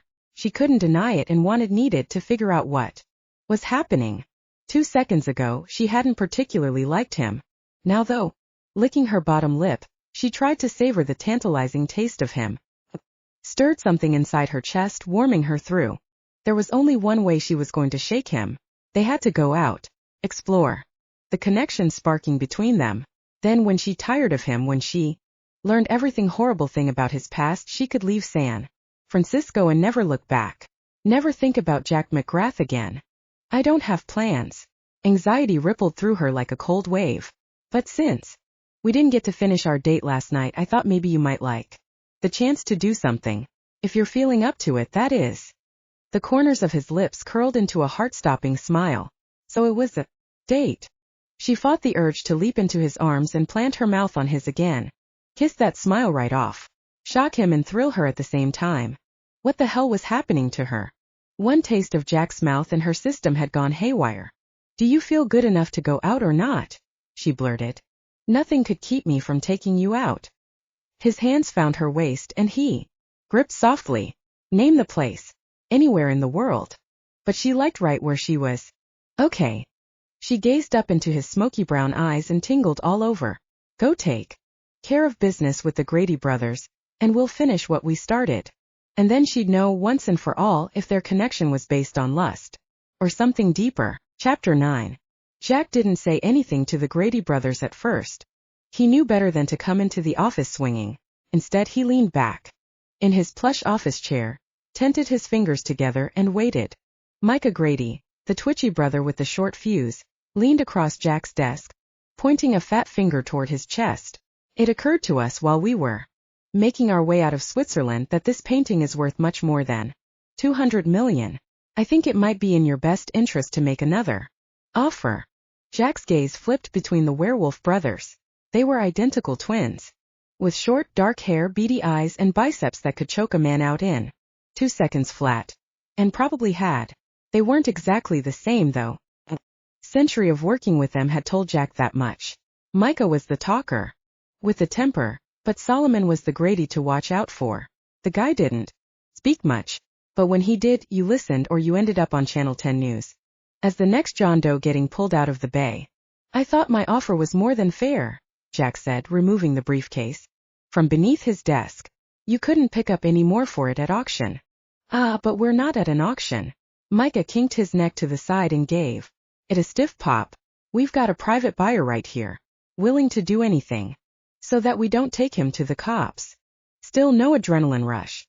Any other morning, he might have had a pulse of exhilaration at the mention of the police bursting down his door. Today, nothing. Who said anything about cops? Jack asked, dropping the briefcase on his desk and spinning it around. We're talking business here and I haven't done anything illegal. From behind his brother, Solomon pulled his cell phone out of his breast pocket. He punched a few numbers onto the screen and spun it around to face Jack. Do what you have to do to get the van go, Jack heard his voice say from the recording. If you're on board, I'll send over the address where you can find it. We going into a museum? Micah's voice played back. No, Jack said. This guy stole it from a display in Switzerland. You're going to steal it from him. Micah puffed on a cigar, blowing into the receiver. And what do you want with it? Leave that to me. After a long pause, Micah barked. Our take. 200 million, he'd meant unmarked U.S. currency. It's the last job I'll have you do. You retiring, Jackie? Something like that, Jack said before Solomon hit the stop button. The recording alone could put you away, but when they find the painting in your private collection, Micah whistled, the case will be as black and white as that painting over there. Van Gogh's grayscale painting was exquisite and had been missing from its display for 2 years. Jack intended to return it, what he'd done to every stolen piece in the last 100 years. He appreciated art too much to stand by while thieves stole it for their private collections. He had a private gallery too, but he regularly donated the pieces to museums for others to experience and admire. How much do you want, Micah? Jack asked, nodding for Branson to bring over the other briefcases. 5. Solomon answered instead, his voice a gravelly rasp. We want 5. Phew. 500 million. You've never asked for a number that high before. We never got the feeling you were going out of business before, Micah said, grinning slyly. What do you say? 500 and we have a deal? Or we take your 200 for the trouble and sell this hot piece of art to another buyer. From outside the office door, footsteps shifted the floorboards. They creaked under someone's weight. Jack nodded in the direction of the door for Branson to check it out. As he pulled it open, though, Isabelle stood in the doorway, a puzzled look on her face, and those damn hideous slippers were still on her feet. From the hard glare in her eyes, he knew she'd heard part of their conversation. The question was how much. Miss Connelly, why don't you wait in the back room? Branson will bring you coffee. Trying to hide his knee-jerk reaction to her, Jack motioned for Branson. I'll be with you in a moment. No need to be rude, Micah said, moving to the door and opening it wide for her to pass through. Aren't you going to introduce us to your new friend? Oh shit. I'm Isabelle Connelly. She stuck out her hand. And you are? You can call me Micah, he said, turning over her hand and kissing the back. A low rumbling sound erupted from Jack's chest. And this is my brother Solomon, Micah continued. Solomon stared, his arms folded over his chest. We're business partners of Jack's. Oh yeah? What kind of business partners? For the first time in days, dread weighed heavy on Jack's shoulders. She should have stayed in his bedroom. She shouldn't have introduced herself to them. Now she was on their radar. For her own safety, it was the last place he wanted her to be. Deal. Desperation streaking through him, Jack stood from behind his desk. You hear me, Micah? I'll get you what you ask by the end of the business day. 2 pairs of greedy eyes snapped his way. Glad to hear it. Micah grabbed 2 of the briefcases Branson had brought over and marched toward the door leading to the foyer. Solomon grabbed the handle of the last one in his chubby hand and met his brother at the door. I really hope you don't retire. For everyone's sake. His sinister gaze took Isabelle in, starting at her angelic face, dropping down her luscious curves, and ending at her feet. Nice slippers, Cinderella. And then they walked out, leaving their stench behind. When the door clicked shut, Isabelle turned to him. Who were those guys? She asked innocently. He knew her well enough to know there was an undercurrent of accusation in her tone. How much did you hear? You just bought that Van Gogh for $500 million. He nodded, striding toward the painting. Anything else? They said it was hot. She tapped her fuzzy slippered foot against the hardwood floor. It was hard to be stern-faced with someone who wore pink mops on her feet. I've never been good at math, but 1 + 1 = a stolen painting in your office. She shook her head and glowered. You know, for a second I thought you were actually one of the good guys. I stood in your bedroom thinking how this was crazy that I was starting to feel, you know. What? All that matters is that my father warned me not to trust a McGrath. Should have believed him. You stole that painting. Who knows how many others? It was disheartening how eager she was to doubt him. All because of the lying and cheating his ancestors had done hundreds of years before they met. Clutching the work in his cold hands, Jack stood and faced her. I didn't steal a thing. Okay, so you hired the Goon brothers to do it for you. Grady. Whatever. She charged at him and tried to rip the painting from his grasp. Same difference. Whether you stole it or they stole it for you. It was already stolen. He tightened his grip. They simply stole it back. She gawked, yanking harder. That painting belongs in a museum. Exactly. As if on cue, Branson swept through the door leading to the foyer. Sir, the curator is here to see you. Are you ready, or should I have her wait? Hands freezing on the canvas, Isabelle narrowed her eyes at him. Curator. For the museum where the art was stolen, Jack said simply, meeting her stare. Over the top of the canvas. She's here to pick it up and return it to its proper place. But, Isabelle glanced at Branson, who stood in the doorway looking unamused. By the tug-of-war over the Van Gogh. You already have someone here to pick it up. You stole it or bought it. They were just here. Maybe she hadn't heard him. Time is a luxury that's been denied to me. Jack loosened his grip on the painting and then let her have it. I have to make sure things move quickly, or they might not happen at all. Her lips parted ever so slightly, as if having her mouth open helped her think. But the second the curator strode into the room, fair skin, platinum, blonde hair and legs for days, she clamped her mouth shut.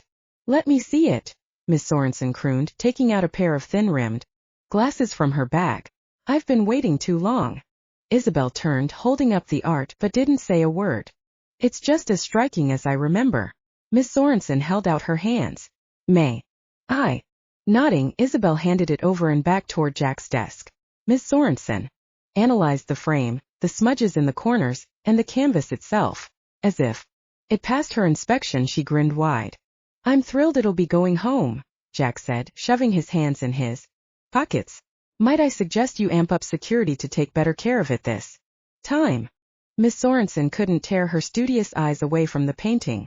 Oh, you better believe it. We can't thank you enough, Mr. McGrath. As the curator swept out of his office, Jack turned to Isabelle.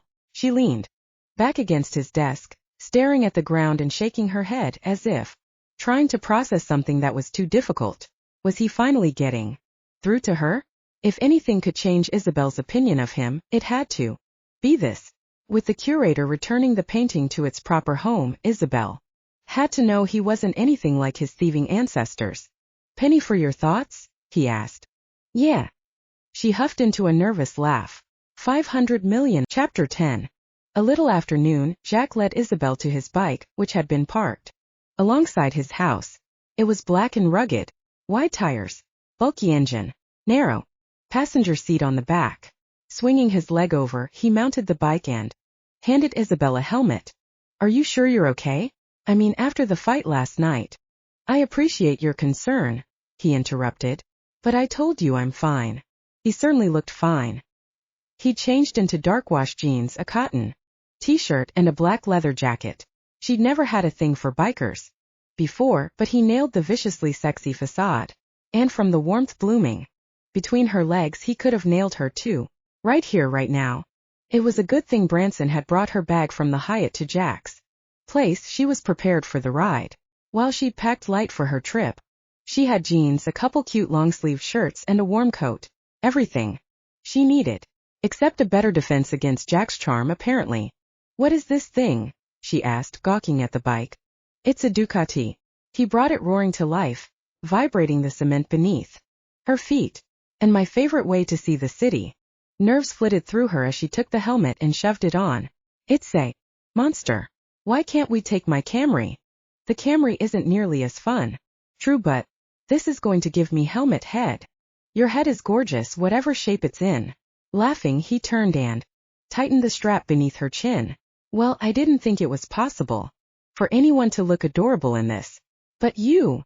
He adjusted it over her head. Pull it off. Okay, so she might have felt a little better about this whole thing. Hop on, he said, putting on his own helmet. And hold tight. That she could totally do. It seemed as if from the moment they kissed, switch had flipped. Her body craved being near his. She shivered with excitement from the mere thought of holding him tightly as they zipped through the city.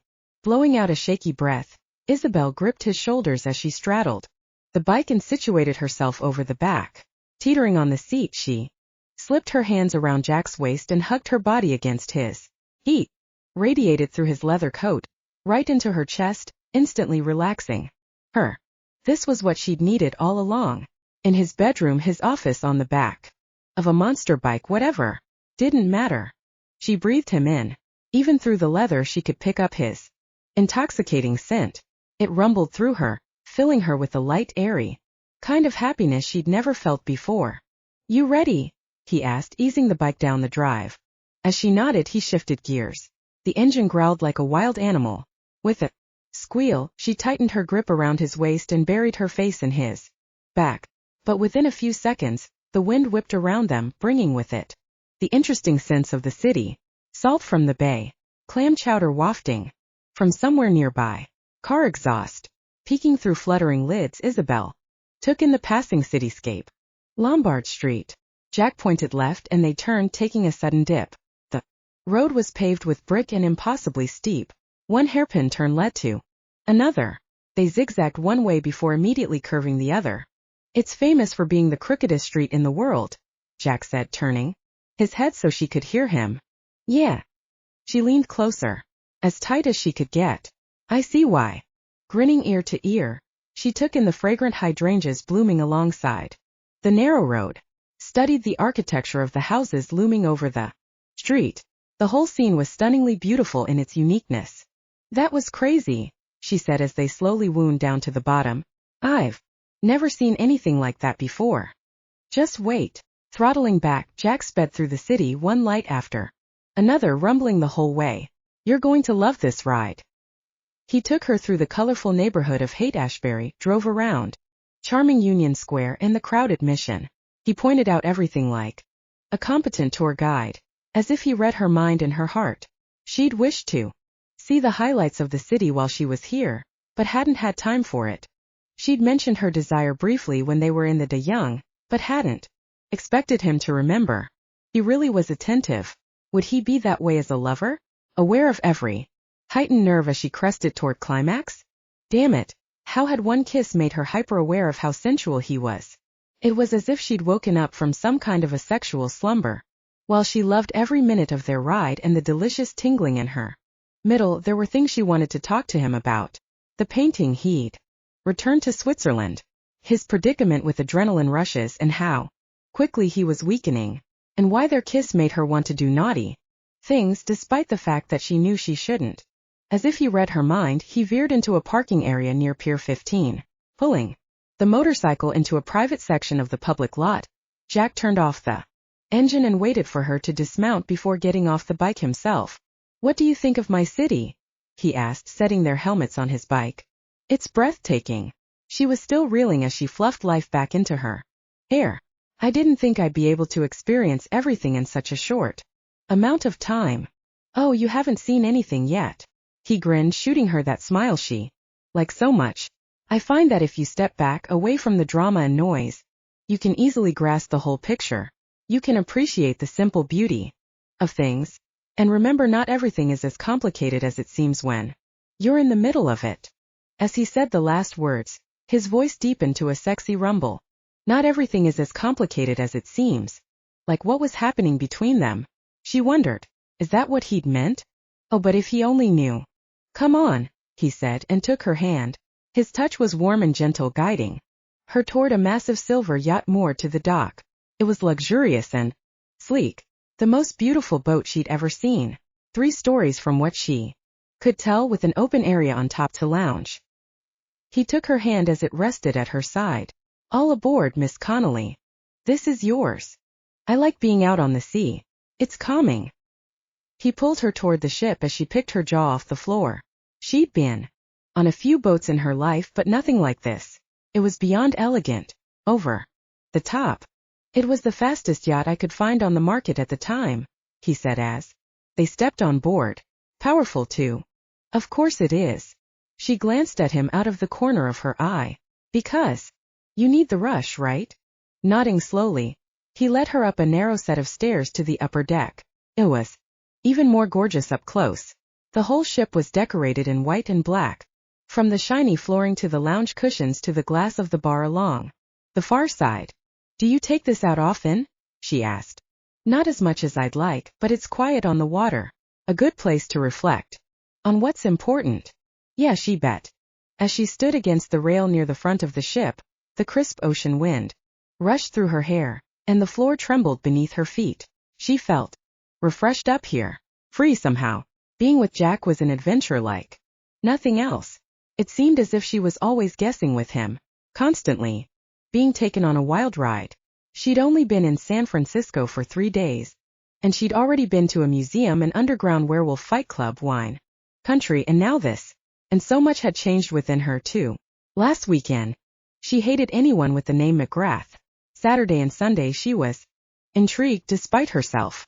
And now, if she wasn't careful, she might beg him to kiss her again. "Where are we headed, Captain?" "Oh, I'm not the captain." The boat pulled away from the dock and headed into the bay. At least not today.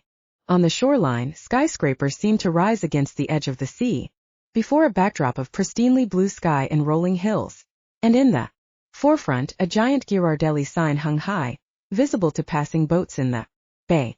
"If it's all right with you," he said, standing beside her, "we're going to head out into the bay, sail around Angel Island, Alcatraz, and then maybe sweep under the Golden Gate. Whatever you want. I'm along for the ride." Leaning over the rail as they headed out, she sighed. "So, how did you get involved with the black and white Van Gogh? The one in your office?" "Ah, another game of 20 questions." He clasped his hands together as he leaned over the rail next to her. "When I heard it was stolen from the museum in Switzerland, I hired the Grady brothers to get it back." "Do you have an investment in it?" No. "Then why spend so much money to get it back?" She frowned as she gazed out over the boxy white building in the center of Alcatraz.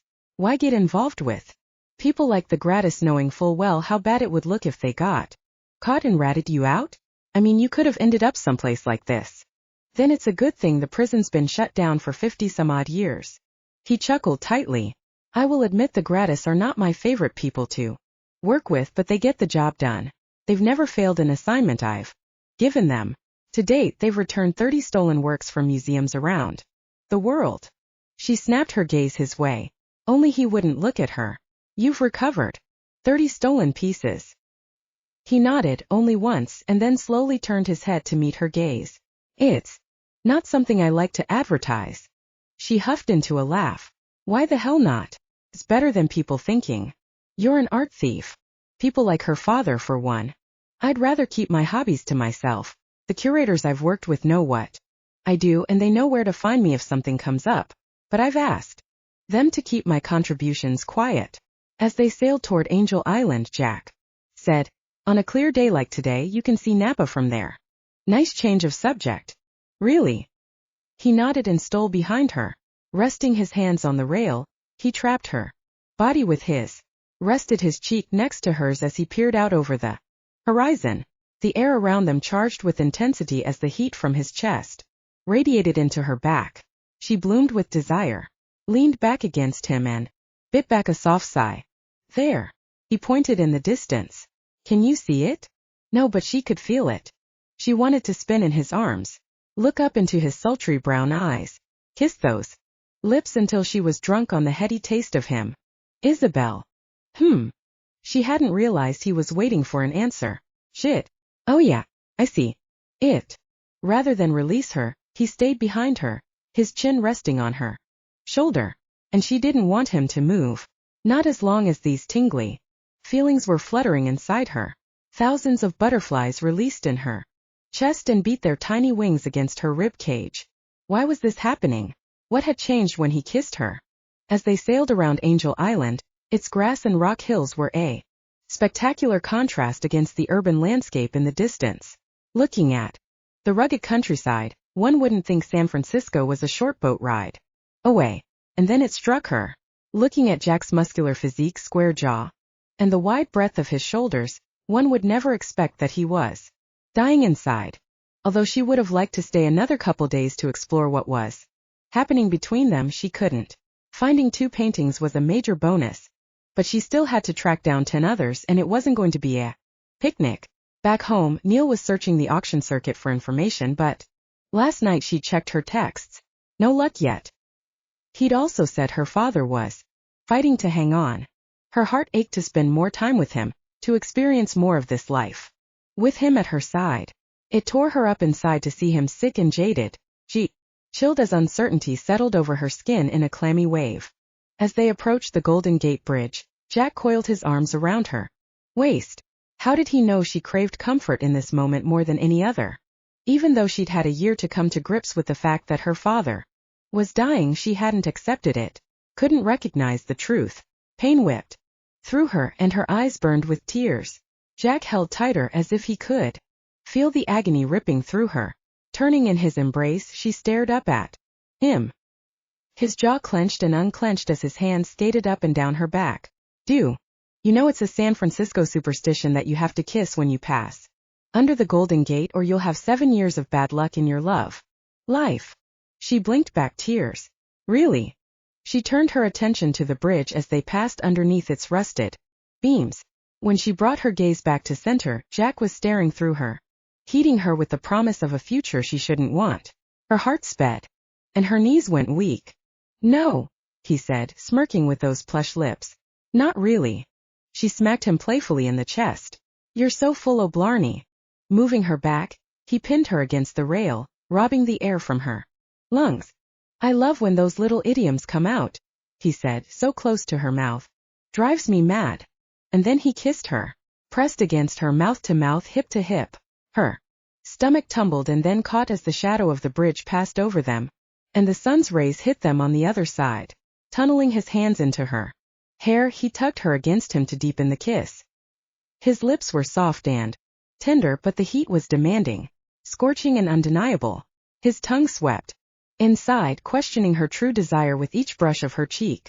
She answered on a whimpered sigh and threw her arms around his neck. She didn't know how it was possible, but in one day she'd seen the best San Francisco had to offer. Isabelle, he said against her mouth. He kissed her nose, her cheek, her lips. Will you come back to my place? There's something I'd like to show you. There went those butterflies again. Maybe she hadn't seen the best of San Francisco yet. Chapter 11. A little before nightfall, they arrived at his house. She had to pick up her things and head to the airport before too long. Maybe after another kiss. Or 4.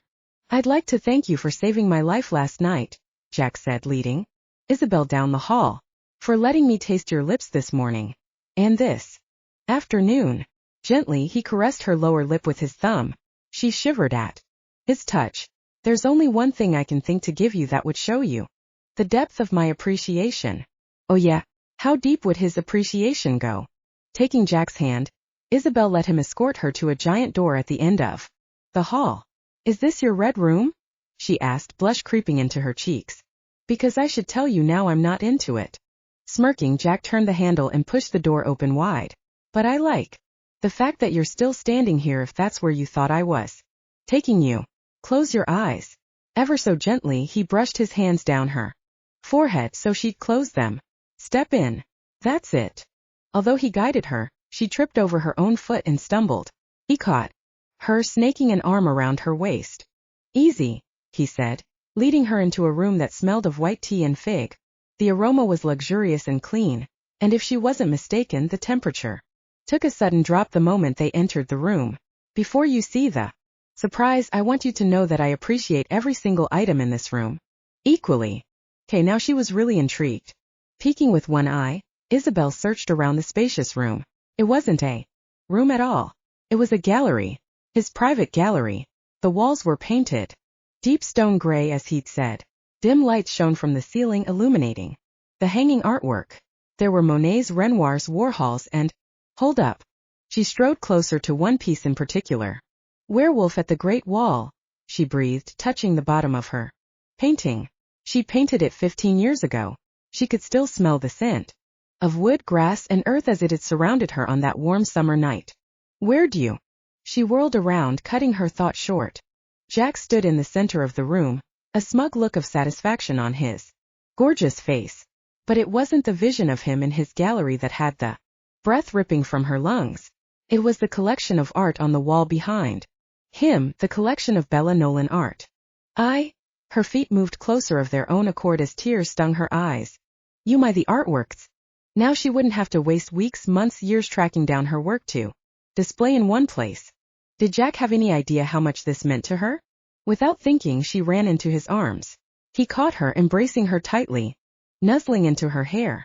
Her works were all there, with the exception of the very first, of course. Werewolf in Paris, Werewolf in London, Werewolf in the Outback. As Isabelle circled Jack's private gallery, it struck her how foolish she'd been. Her father had been wrong, and she'd believed him wholeheartedly, even when the truth stared her in the face. Jack wasn't a thief. His body was banging. He was sharp-witted and smart, and had a mysterious vibe to him that had intrigued her from the start. Judging from the exchange in his office, he was generous too, and man could he kiss. He could probably do other things with as much skill, but that still didn't mean they were fated mates. As much heat as there was in his kiss, the luminary spark was more than that. It was a knowing, a whisper of claiming and possession deep down in her soul. She hadn't heard it yet. Despite that, Jack had let her in. He felt comfortable enough with her to tell her about his predicament. He'd taken her to Napa to get another painting and shown her around his city. He'd been open and honest, revealing his gallery when he could have kept it to himself. And he didn't know she was the one who'd created them all. That needed to be remedied. She stood in front of Werewolf in Moscow, admired St. Basil's Cathedral and its brightly colored domes, brushed her hands over the northern lights in the background and the werewolf standing impressively in front of it all. I can't believe you have all of these, she mumbled, stroking them each as she passed by. Was Jasmine right? Did you start collecting when you'd given up hope of finding your luminary? Jack wandered through the gallery behind her, his hands shoved into his pockets. She'd noticed he did that when they shook. I'm not sure which came first, but she was on target. The work speaks to me. There is a softness to the strokes of the brush that contrasts the sharpness of the urban landscape, and the wolf in those settings brilliant. I've dreamed of being in each of those places in wolf form.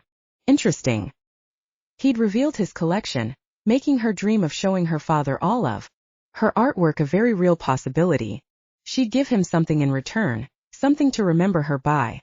More than that, he said, coming to stand beside her. When I study the art, an odd thrill shoots through me. It's like an adrenaline rush, but different. It's electric, if that makes any sense. It made total sense. She had the same feeling when they kissed. Jack, she said, turning to him, I have to tell you something. And it's something that not many people know. All right. His dark eyes glistened with uncertainty. Shoot. She paused, looking at each of the pieces of art in turn. She'd never actually told anyone this. In every other case, and there were very few cases to begin with, she'd been discovered when she'd put out the call for werewolf models or been caught in the act by another member of the pack. Nerves rattled through her and gathered in her stomach. She took a deep breath and said, "I'm Bella Nolan." Frowning, he took a step back. "What do you mean?" "I mean," she said, spreading her arms wide, "I painted all of these. Werewolf. In Manhattan, Moscow, Outback, Paris. All of them." He stared, disbelieving, unmoving. "I started painting years ago, and was proud of what I was creating. My first painting, Werewolf in Dublin, was of my father in wolf form standing in front of St. Patrick's Cathedral. It wasn't drawn from life but from a memory I have when I was young at my mother's funeral." Her throat ached, stinging with the sudden threat of tears. "I showed him and he destroyed it. He ordered me to stop painting to focus more on pack matters. I couldn't quit. Though not after I had the bug. So to hide it from him in the pack, I continued under a false name, to keep my true identity secret." Jack's hands found her shoulders. "You're Bella Nolan?" His hands were calm and steady. Now it was her turn to shake. As she trembled full force, he wrapped her up and brushed his hands down her hair, soothing her. "I can't believe it. Why didn't you tell me sooner?" "I've never actually told anyone before," she whispered, her head resting against his chest. His heartbeat drummed against her cheek, calling to something deep within her. "It was harder than I thought it'd be to admit it. I guess. How could your father not appreciate this part of you?" She shrugged. "I'm collecting the art for him to hopefully make him proud. I'm going to display it in one place so that he can understand the gravity of to truly comprehend that it's not just a hobby, but a deep-rooted part of me. He'll realize it. Maybe all he needed was time. Now for the most important question of all. Will you sell them to me?" She slowly bent into him as his hand stilled on the small of her back. "I'd pay well more than they're worth, of course." He exhaled heavily, though he didn't let her go. He held tight, and then shuddered against her. "I can't sell them. I'm sorry, but I can't. Not when I know you're leaving me." As her heart dropped, he said, "I understand that you need them to show your father, and I won't deny you. You're more than welcome to borrow them. I'll even have Branson load them onto my jet for you to take when you go home. You have my warmest blessing to display them all in Dublin." He went solid as stone in her arms. "As long as you promise to personally return them when you're finished." Borrowing them wasn't what she wanted, but it did give her a reason to come back to him. "You really want me to come back and pester you some more?" she whispered as he nipped at her earlobe. "I want you here with me like this every single day." His breath was hot and moist on her neck and tingling her down to her toes. "For as long as you'll have me." "Well, not right here, Percy."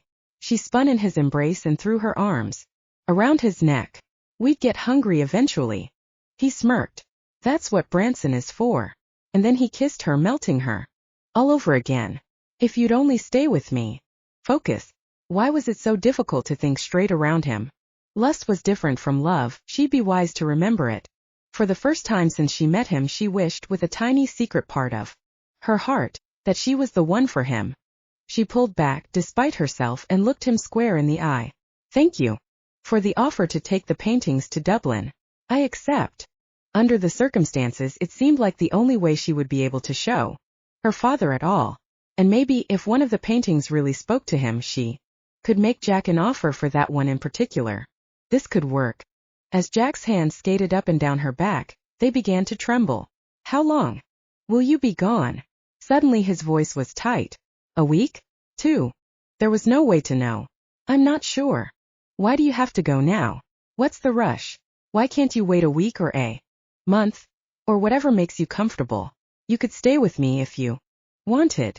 He wanted more time to try to convince her of his feelings, to see if she'd come around and realize that she was, in fact, his luminary. His motives were transparent, but it simply didn't work that way. Fated mates knew they were. It was a calling in their core, primal instinct, to possess the other. Jack. How to say the words that hurt her the most? Merely thinking about them made her head dizzy with fear. "My father is dying. He has cancer." The words tasted bitter and rotten, burned her tongue, and carved a big ugly hole Out of her heart. He doesn't have long left. What I'm doing, the art I'm collecting, it's my last chance to get him to understand how much this means to me, how much I want it to mean to him. Her stomach turned aching as if she'd been speared all the way through. I think it could bring us together in his final days. I'm so sorry, Isabelle. He kissed her forehead, slow and loving. So sorry. I've lost both my parents, all the family I ever had really, so I completely understand what you're going through. Whatever you need. You've already given it to me, she said, turning her attention to the paintings. This is what I wanted. I wasn't sure I'd find all the paintings in time, and I wasn't even sure how much I'd have to start with. You helped make my dream come true. Which was the reason she couldn't leave him empty-handed, completely rob him of his favorite pieces without so much as a thank you. There was one way to thank him for what he'd done, what he'd given her. You were kind enough to show me the gallery, she said, and made me happier than I think you realize. I'd like to give you something in return, something for you to remember me by. His expression pulled into a frown. You say that as if you're never coming back. No, I'll return to the city. I'll return to you. She'd almost said it accidentally. Thank goodness she caught herself. But I can't strip these off your walls without replacing them with something. What did you have in mind? Just after 3 o'clock in the morning, Isabelle stood at the Golden Gate overlook, where 3 major park trails converged in a wooded area of the Presidio. She was all business, a clipboard and makeshift easel tucked under her arm. Once she told him of her plans to paint him, he'd sent Branson out to pick up all the supplies she needed. This place is remarkable, Isabelle said, staring up at the moon peeking between the trees. The trails and trees, the Golden Gate in the distance. The lights on the bridge are luminous, aren't they? Shining like stars. It's the perfect place to paint you. We shouldn't be bothered here, at least not for a few hours. Nerves pinballed through Jack's stomach. How long does this usually take? Anywhere from 1 to 5 hours, though this canvas is 8 by 10, so it shouldn't take me as long as a few of the others. She went to work setting. The light changes fast, so within 2 hours it'll look like a completely different painting. I'm going to try to finish before that happens. You're amazing, he said, standing with the Golden Gate behind him. You know that. She grinned, and the moonlight illuminated her face in a pearly white glow. Let's see how the painting turns out before you call me that. But he'd called her amazing for many more reasons than the painting. She was giving him something special, a gift he'd cherish for the rest of his life. Only he could say with certainty how long that would be. Somewhere over the course of the night, hollowness had carved him out. He felt weaker than he had days before, as if tremors were about to rack his whole body. And although being near Isabelle and her artwork was a rush in and of itself, something had changed. The electric currents soaring through him were there, but his hands still shook, and his head still spun. He didn't have long left. He could feel the end closing in. And although he refused to admit it to Isabelle, fear had trickled into his chest, paralyzing him. The worst part, she could save him. With the bonding process, vows spoken while they were having sex, his life would be saved. He'd never felt so close to his goal, yet so far. Isabelle held his heart, his life, in the palm of her hand. Did she know how important she was to him? Not only because she could save his life, but because she cared enough to do this for him. As she finished setting up the easel, she stared over the top of her clipboard. All right, let's get to it. Shaking his head as laughter struck him, Jack undressed. No need to burst through his clothes if he didn't have to. He shuffled out of his shirt and flung it to the ground at the base of the nearest tree. He popped the button on his fly. A strangled sound, almost like a whimper, floated on the night breeze. He glanced up, hands on the top ridge of his pants. Isabelle stared, hunger blazing in her emerald eyes.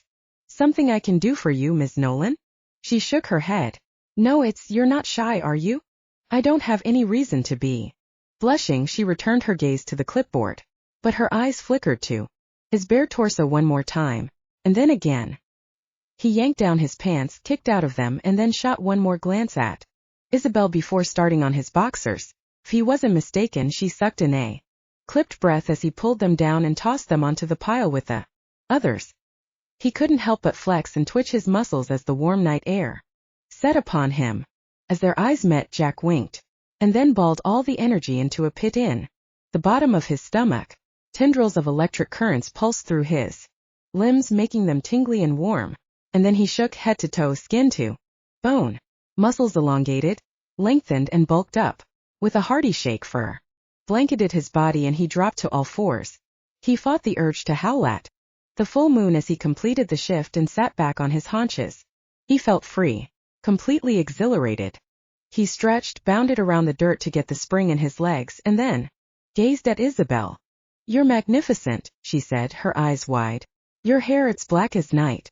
And your eyes, they grab me from here." She paused and dropped the paintbrush to the dirt. Gasping, she bent to pick it up. "It'll make for a beautiful painting." She cleared her throat and narrowed her gaze at the canvas.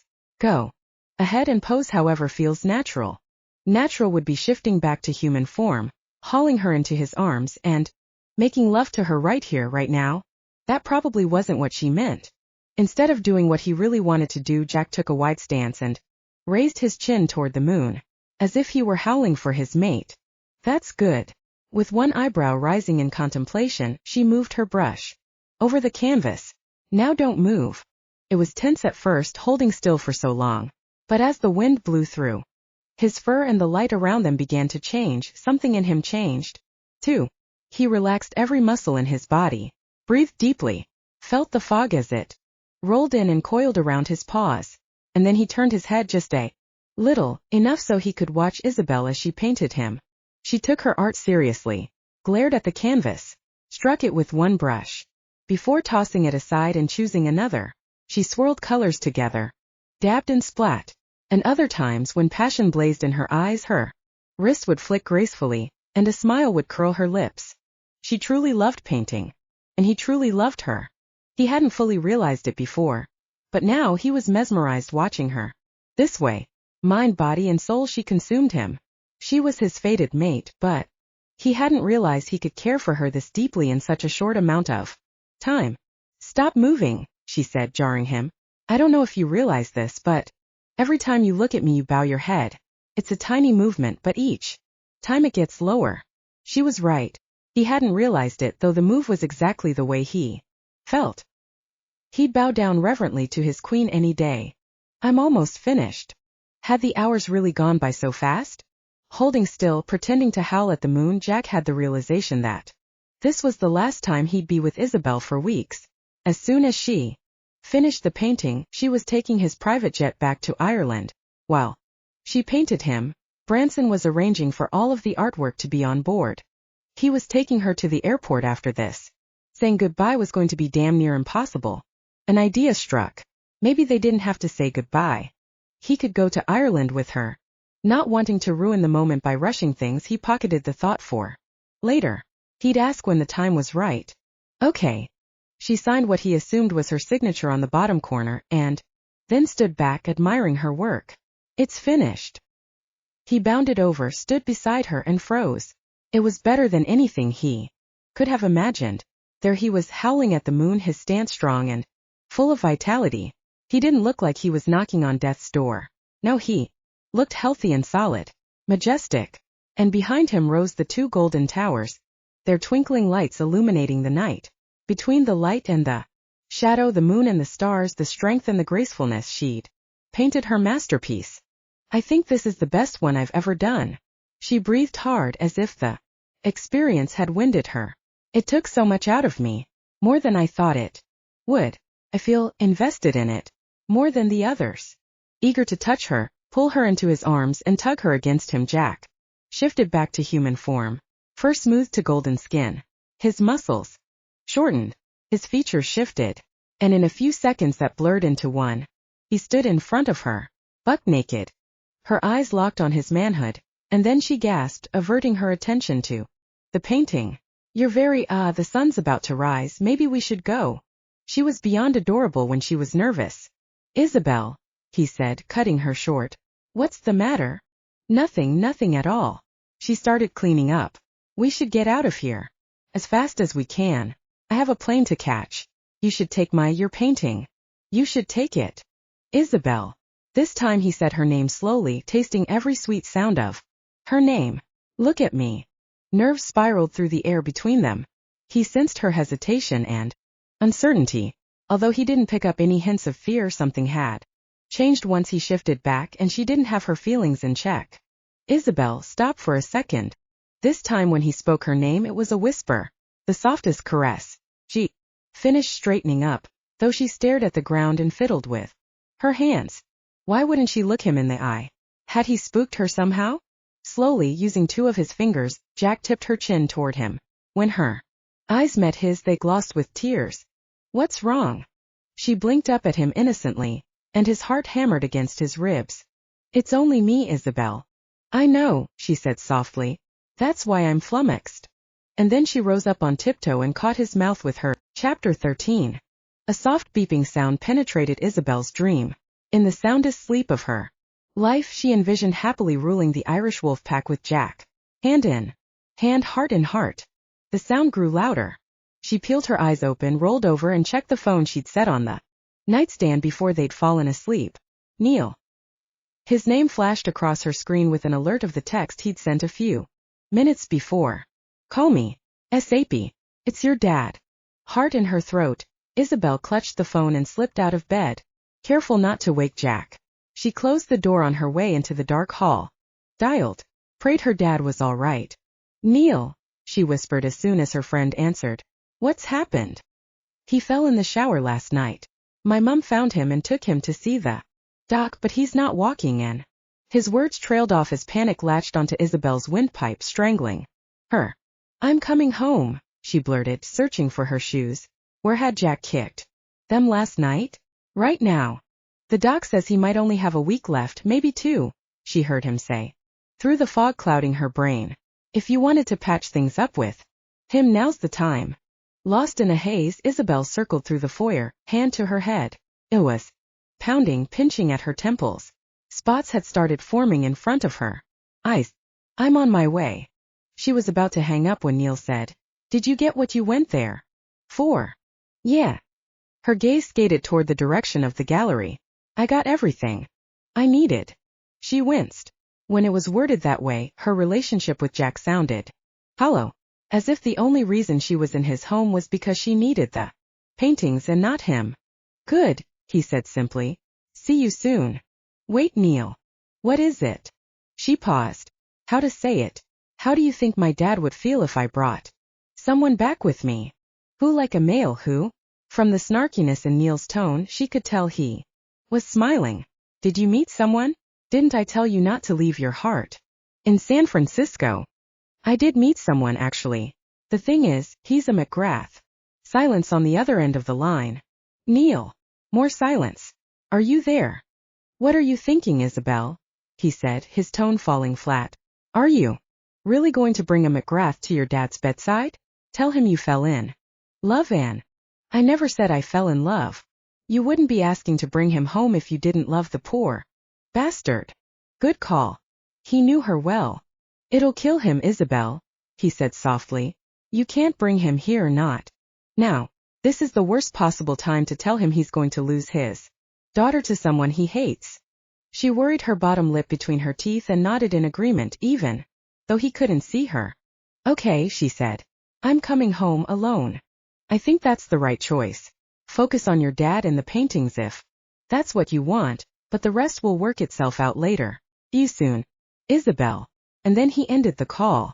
Isabelle shuffled toward the gallery, where the only Bella Nolan painting remaining was the one she'd done of Jack. In front of the Golden Gate, standing tall and proud, rays of morning light spilled through the windows and slanted over the floor. In a bright golden glow, somehow all the light seemed to focus on the painting, the only one her father would never see. It was a shame. It was the best painting she'd ever done, hands down, and she felt oddly pulled to it, a reaction she didn't have to the others in the collection. Sure, they all meant something, and she had fond memories of creating each one. But this one in particular, it showed Jack in the best light. She'd somehow captured the beauty and the grace within him.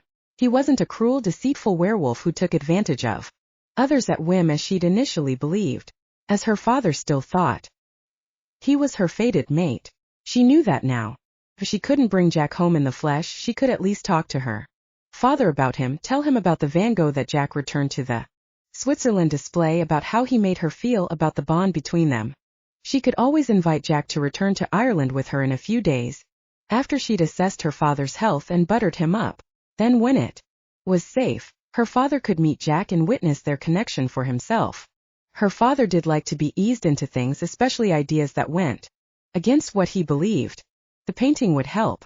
God, she didn't want to take it, but yearned to show it to her father. She would explain things slowly over the course of a few days, and then when he finally started to come around to the idea, she'd ask Jack to meet her in Dublin. The thought struck her, and she instantly ran with it, sliding Werewolf in San Francisco off the wall. As she tiptoed toward his bedroom to ask if he'd mind her taking it, she cracked open the door. He snored, flipped over on the bed, flattened out, spread-eagled, and then rested his hand on his crotch. All he needed was a good scratching and he'd complete the image of the quintessential rugged male. Jack, she whispered, kneeling over the bed. Wake up. I need to talk to you. For a second. Pancakes. He grumbled like a big old bear. With whipped cream and blueberries and syrup. Thank you, miss, I'll have 3 more. Smirking, Isabelle gave him a shake. Jack. He didn't move. He was sleeping so deeply, so peacefully. She must have delivered the ultimate knockout punch. Love him right and then lights out. As she shook him again harder, her skin prickled with worry. If he opened those gorgeous eyes, would she be able to stare into them and say goodbye? He'd probably draw her into his arms and snuggle against her. Would she be able to pull away and leave his bed? The answer to those questions soured her stomach. If she wanted to see her father in his final days, she couldn't wake Jack. But it'd be okay. She'd make sure of it. Rather than force him awake, she scribbled a note explaining everything. Her father's fall, and her need to go back and see him. Sleepy orders of pancakes. With the works. She'd send for him soon, it wouldn't be long. Few short days. She wasn't abandoning him. She'd be back.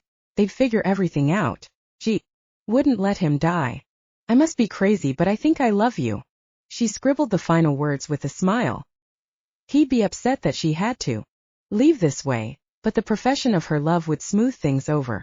On her way out the door with Jack's painting in hand, doubt trickled into her heart. She wasn't doing anything wrong. Not really. But then why was she feeling this way? Jack would have to understand. Of course he would. He loved her. He wouldn't mind if she had to borrow his painting. It wasn't like she was stealing it. He'd meet her in Dublin and then when enough time passed, they'd be together. Jack's health had held out this long, well over the 300-year expectancy, so he'd be fine for another couple days. Then when they bonded, the painting would be theirs. She called a cab at the curb, and then directed the driver to the San Francisco airport, where Jack's private jet was still waiting with the entire Bella Nolan collection. Pinching his eyes shut to keep out the morning light, Jack rolled over and swept his hand over the other side of the bed. After their lovemaking last night and the breakthrough they'd had, all he wanted to do was wrap her in his arms and stay in bed all morning. Hell, all day. But the bed was empty and the sheets were cold. Quickly scanning the empty room, he said, Isabelle. His stomach growled violently, and for some reason pancakes sounded delicious. Pressing the buzzer near the nightstand, Jack waited for Branson's voice to come over the intercom. Branson, would you bring me and Miss Connelly 2 gigantic stacks of pancakes? He asked, glancing into the master bathroom. With the works. Syrup, whipped cream, a bunch of blueberries. The light was off in the bathroom though, and nothing but silence met him. Her scent lingered on the bed, but he couldn't pick up any hints of it on the air. If she wasn't in the room, where was she? Have you seen Isabelle roaming around the house? Sir, she left earlier this morning. Took a cab to the airport. She's taking the jet with the paintings back to Dublin. She what? Terror tore through him like a knife. When I left your morning cup of coffee on the bedside table, he said, I noticed a note from Miss Connelly. I left it where I found it. Scrambling, Jack moved his cup and picked up the note. He read quickly, skimming, catching the highlights. I'll send for you soon. You can meet me there in a few days. Just need to make sure my father is all right. We'll figure this out, but I need a little time. I won't let you die, Jack, but I can't be here when my father's health is failing. He doesn't have long. If I woke you and said goodbye, I wouldn't have been strong enough to do what I have to do, please understand. Her poor father, he mumbled aloud, reading on. She must be terrified. He wanted nothing more than to hold her and ease her worry. At the last line, he stopped and read the words again. I must be crazy, but I think I love you. Happiness filled every corner of his soul, and he beamed. She loves me. He'd done it. He wasn't going to waste away any longer. As quick as the elation danced through his veins, it was replaced with fear. She'd already gone back to Ireland. She couldn't leave now. He wouldn't let her go. Not when he was so close to having everything. It couldn't have come at a better time either. Blackouts were on the horizon, closing in fast, and after that, nothingness. Desperation flooding in. Jack punched the intercom button. How long ago did she leave Branson? Hours, sir. He paused. The plane was loaded with her paintings and ready for takeoff as you requested, so once she got on board, they departed. Mavis said she'd send for him soon, but he couldn't wait here with a taste of her flesh hanging on his lips and the memory of the way her body had felt beneath his. It'd be torture. Sheer agony. She left with the final painting, Branson added. And might I add, it's a glorious painting. A real likeness. Jack's brows pulled together in confusion. Every Bella Nolan painting I own should already be on the plane. Which final piece are you talking about? The one of you, sir, Branson said plainly.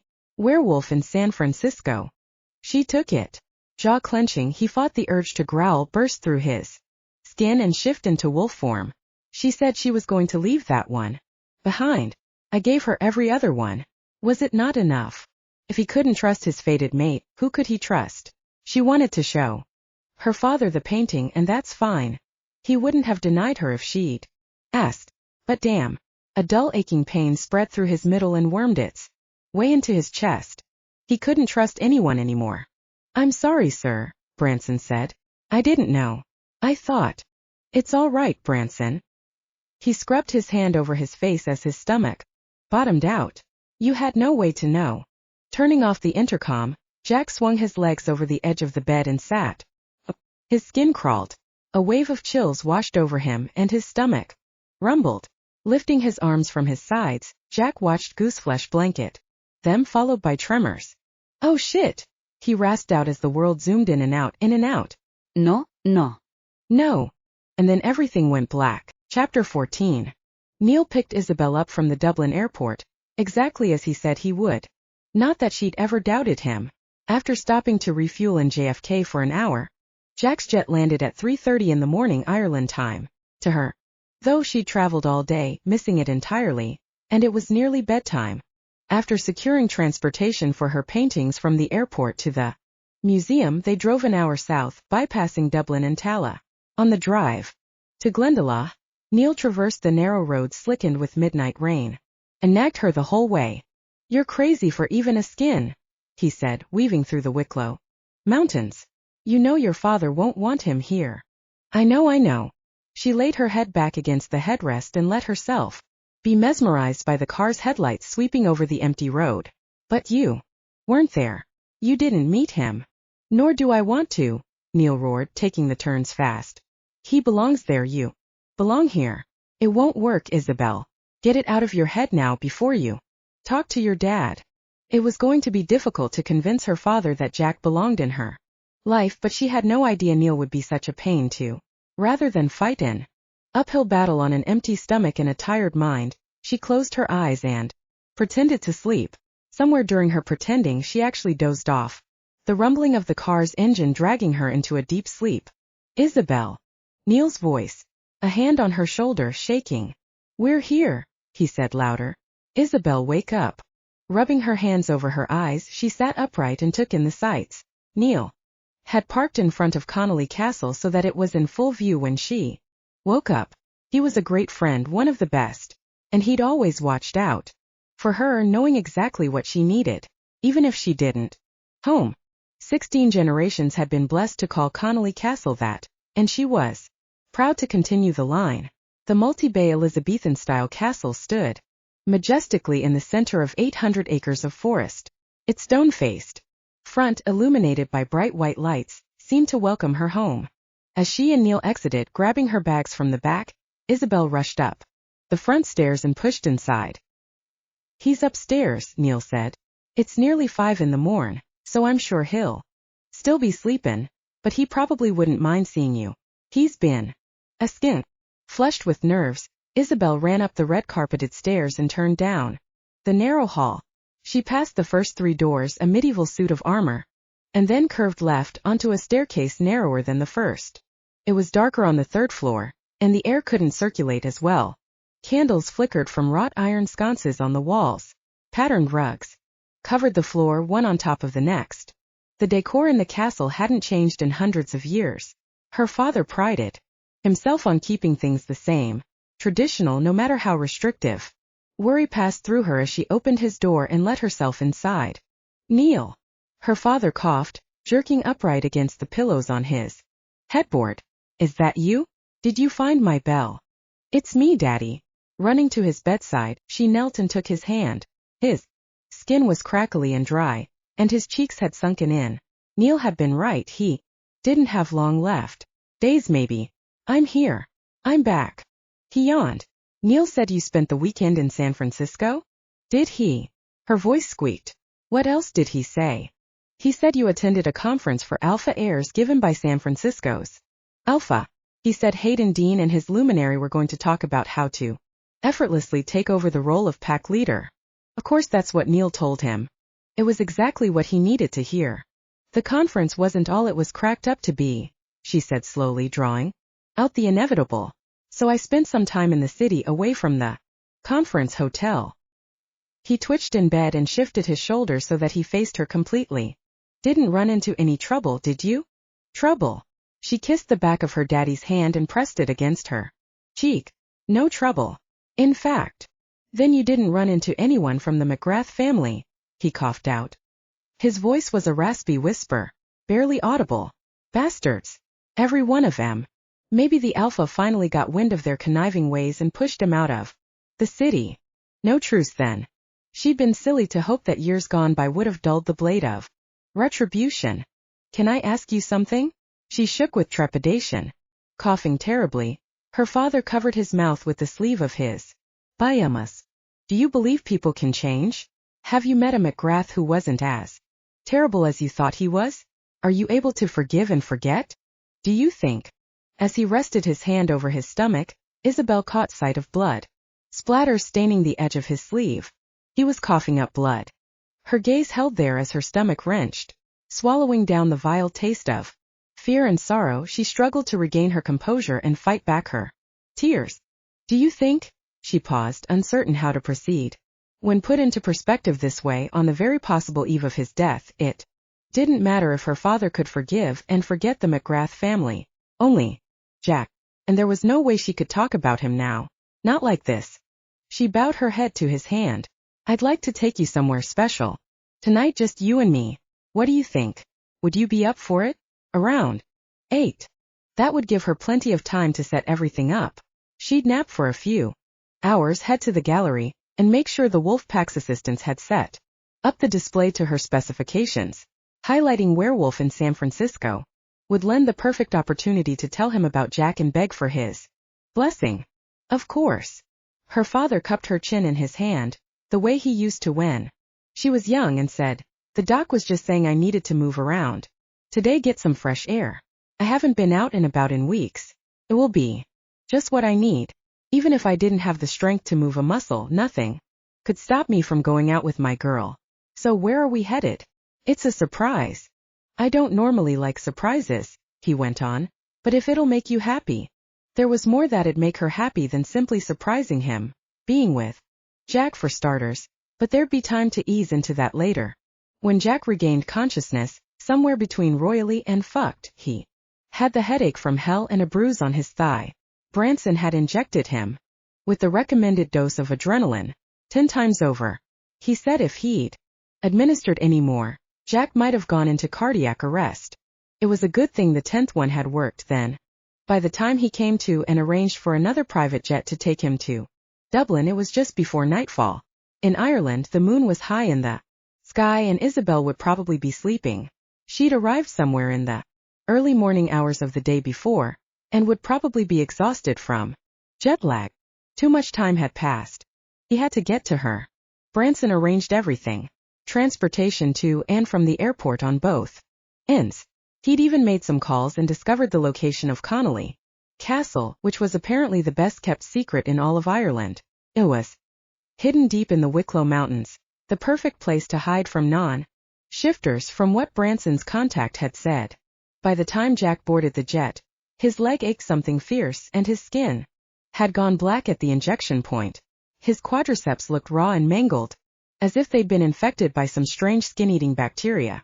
The precise reason he hated using needles to get his high.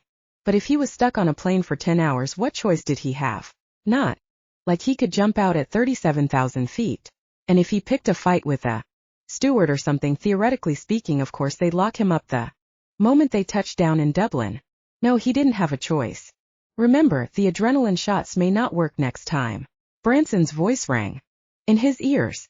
I'll send you with a pack of 20 preloaded needles, super high dosage in each one. But your body probably won't be able to handle the strain.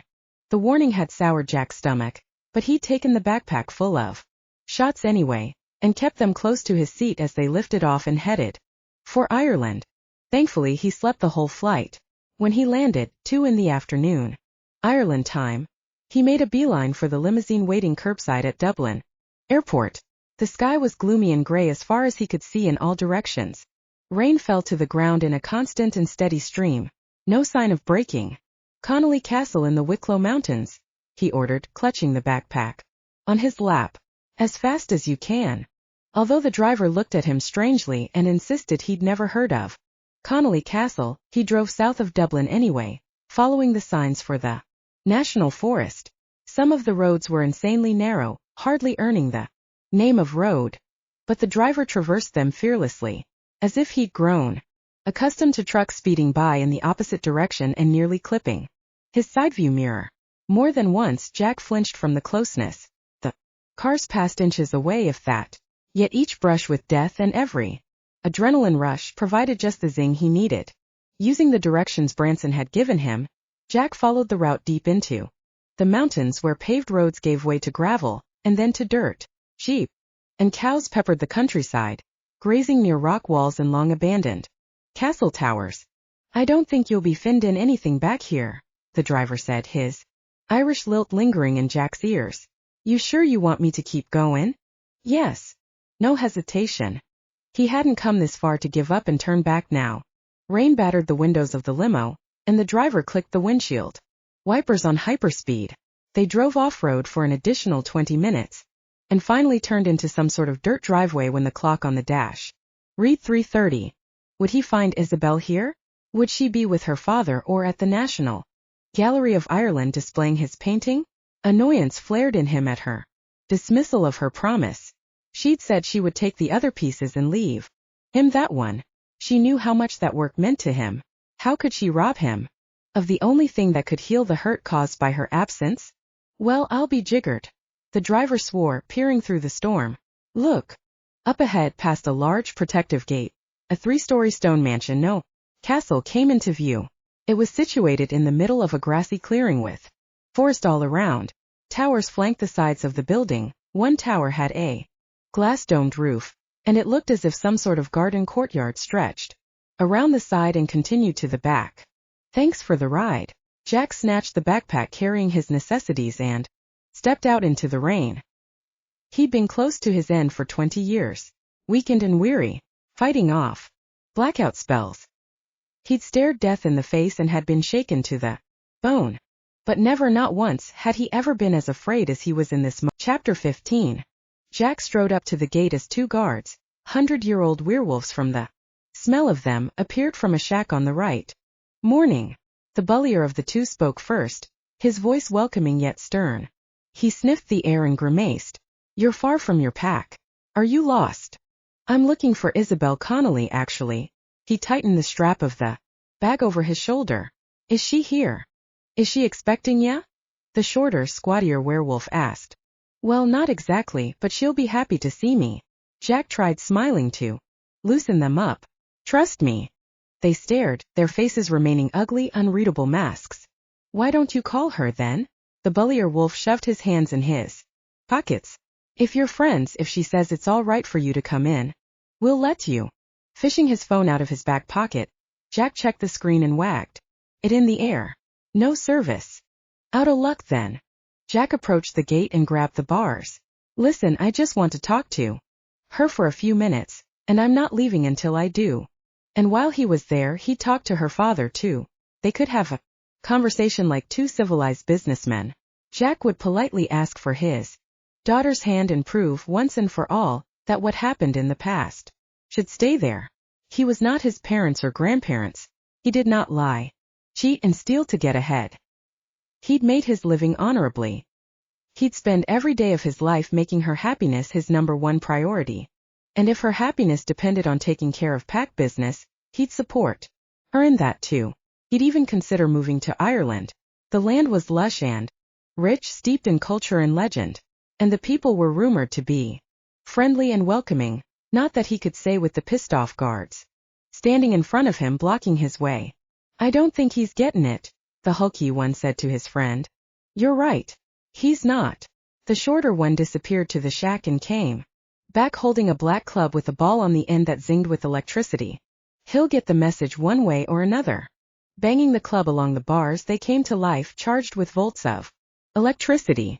With a curse, Jack removed his hands and rubbed them on his pants to wipe off the lingering shock. Isabelle. Cupping his hands over his mouth, Jack bellowed toward the castle. His hands shook. Just one hard quake that reverberated up his arm. Shit. Isabelle, can you hear me? You can scream until you're blue. You're not going in and she's not coming out. A loud bleeping sound came from the guard shack.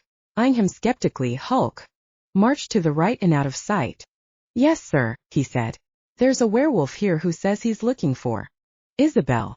Long deadening pause. I'm not sure, let me check. Hey, American. Jack stared. Squatty hit the bars with his staff. He means you. Yeah. Where you from? As his hands began to tremble harder now, Jack folded his arms over his chest. If someone was asking where he was from, it definitely wasn't Isabelle. Calling the guard shack to let him in. San Francisco, he answered hesitantly. The pack didn't take well to foreigners, especially someone bearing the McGrath name. After relaying the message, Hulk then hung up the phone. With a sharp buzz, the gate lock clicked and the door swung open. Hope speared through him. Gee, was there after all? But then why? Someone wants to talk to you. Hulk grabbed him by the elbow as Squatty ripped his backpack away from him. Hey, wait a second. Jack reached for his bag, but was jerked away down the path toward the castle. At least he was moving in the right direction.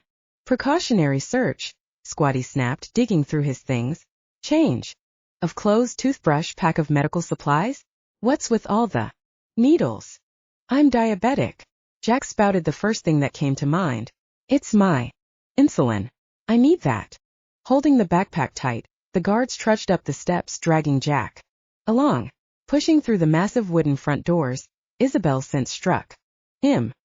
He growled deep in his chest at the aroma, and then was stunned silent. The interior of the castle was even more impressive than the exterior. Ancient tapestries hung from the stone walls. Ornate red and gold rugs covered the floor. Candles flickered everywhere. Sconces, 5-tier wrought iron. Chandeliers on every single stair winding to the left of the entry. Medieval suits of armor stood gallant watch from the balcony and insets in the walls. This was Isabelle's home? No wonder she held so tightly to tradition. One step into her family's castle, and he teleported back to the early 1800s. Nothing had changed. And if he didn't get to talk to her father, nothing ever would. Jerked into a study on the right, Hulk tossed Jack onto a blue velvet couch and closed the heavy doors behind them. Where's Isabelle? He asked, catching his backpack when Squatty tossed it at him. Is she coming down? You're going to wait here, Hulk grumbled. Each guard stood in front of an entrance watching Jack, waiting for him to move. When a second door into the study opened to Jack's left, he jumped to his feet. Isabelle, a dark-haired werewolf with angry blue eyes, walked in, leveling Jack with a glare meant to scare him out of Ireland. But he wasn't going anywhere without his Luminary. He remained standing. Where is she? He asked. I'm Neil, a longtime friend of Isabelle's. A streak of possession rumbled through him like thunder. Then you know where I can find her. Neil moved around Jack, studying him, giving away nothing. You're going to talk to me first before anything happens, and you're going to answer my questions whether you like them or not. When did you get in? What choice did Jack have other than to talk? He didn't want to fight Isabelle's friends and family to get to her. Talk about making a wrong first impression, but how else could he find her? About 2 hours ago, he answered flatly. Listen, Neil, I'm not going to harm Isabelle or anyone here. I'm not a threat of any kind. If you could. Oh, but you are a threat, Mr. McGrath. He knows my name. You're dumber than you look if you think we're just going to let you walk in here and try to take Isabelle away from us. Jack raised his chin. What if she wants to leave with me? She doesn't know what she wants.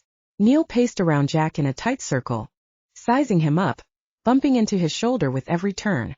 It's a very hard time in her life right now, and she got caught up in something she wasn't prepared for. All you're going to do by being here is stir trouble where it doesn't need stirring. I need to see her. He turned to face him. You're not going to stop me. Neil's light eyes widened with awareness. He must have picked up on the aggression surging through Jack's veins. For the last 200 years, my job has been to care for the Connelly family, he said. To protect them at all costs. Before you stepped into the picture, Isabelle was focused and determined. She was happy. With you, there's only a future filled with shame and heartbreak. You don't know that, Jack bit out, staring him down. You don't know how we are together and what kind of a future we could have. I know there are traditions we hold dear, and customs you know nothing about. How can you expect to step into something when you're an outsider? Enlighten me then. Neil's nostrils flared. The alpha must give his blessing for the heir to marry and bond with another. Her whole life Isabelle has dreamed of making her father and the pack proud. She craves his blessing and his approval more than anyone else's. And there's no way he'd ever give his blessing to you. McGrath. He scoffed, the corners of his lips twisting up. You were stupid to come here. It's time for you to go. And then Neil grabbed for Jack's arm. Don't touch me. Jack twisted out of his hold. I'm not going anywhere until I see her for 2 seconds. I need to know she's all right. Of course she's all right. Neil latched onto Jack's arm again. This is her home. She's with family now, the people who truly love her. Good job, bastard. Realization trickled into his chest.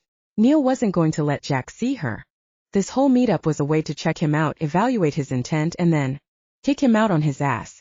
Better make his resolve crystal clear then. I'm her family now, Jack said, grinding his back teeth together. No one is going to change that. Not you, and certainly not Tweedledee and Tweedledum. Over there. With a growl, Jack rushed Neil, slamming him into a large suit of armor, standing against the side entrance. As they tangled arms grappling, Jack sensed the guards coming to Neil's aid. It was about to be 3 against 1, and he was on their turf. Surges of aggression thrummed through his veins, boiling and churning in his gut. His vision blurred. Hands shook. Legs wobbled. And then they overtook him, tackling him to the ground. But it was too late. Energy whipped through him like a snake.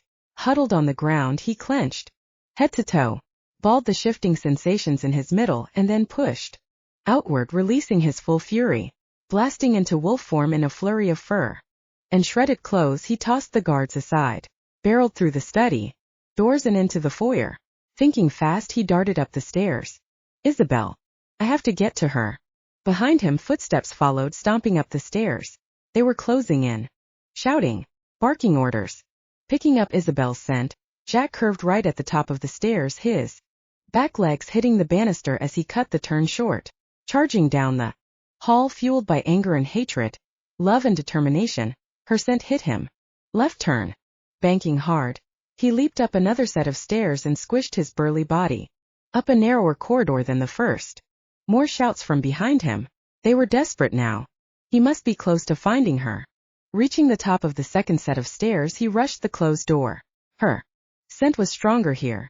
She'd either been here recently or was still inside. Isabelle.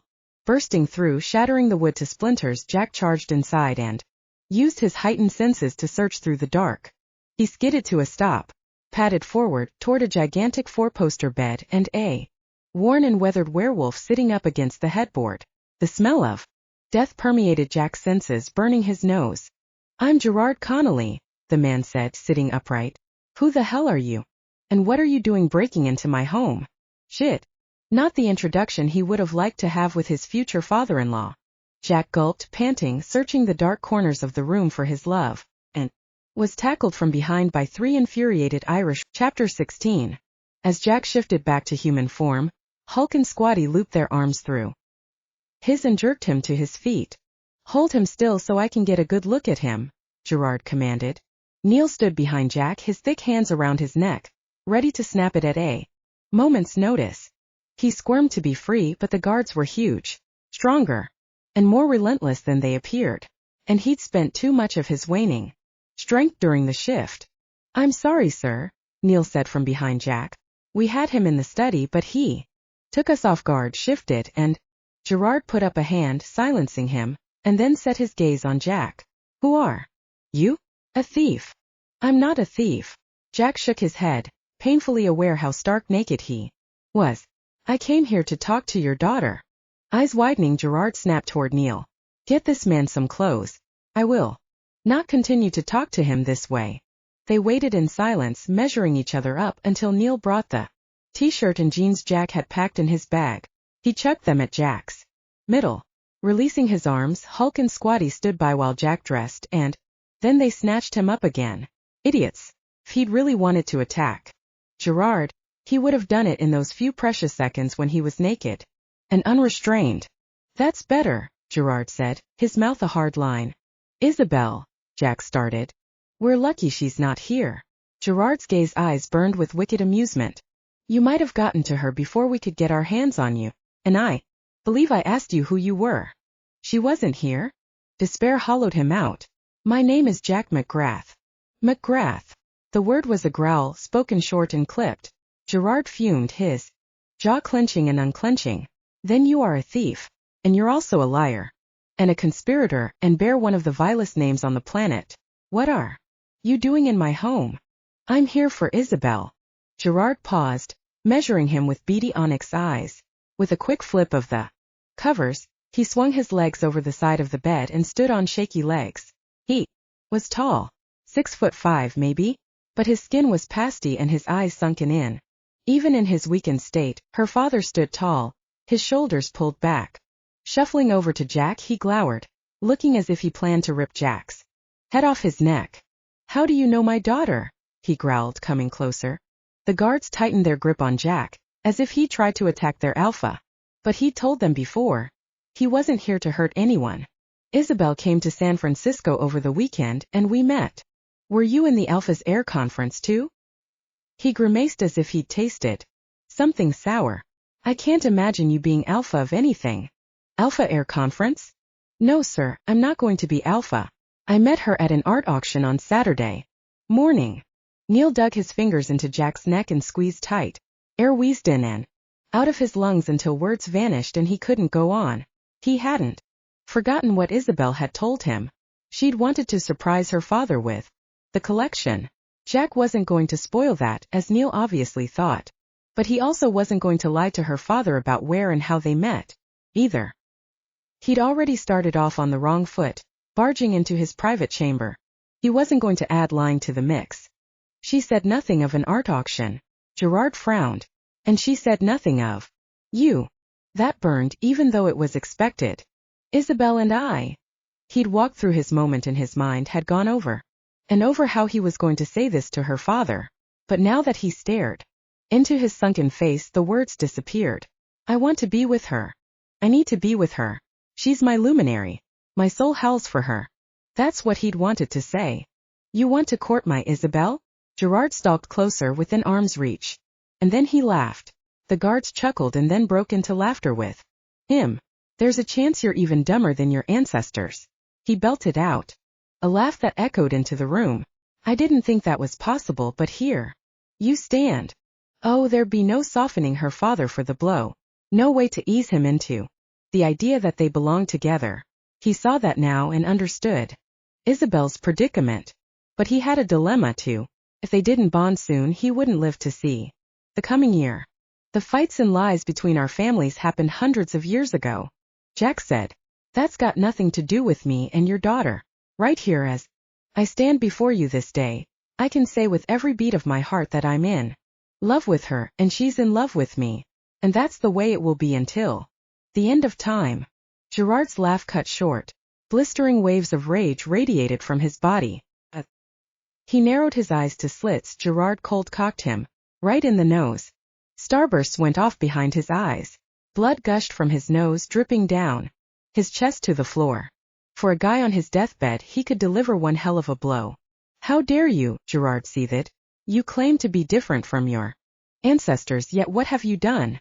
You've barged into my home uninvited and unannounced, terrorized my guards, and while in San Francisco you attempted to steal the one thing that means the most to me in this world. You are exactly as I thought you were. Exactly like every other McGrath I've ever met. You are a liar, a thief, a greedy bastard.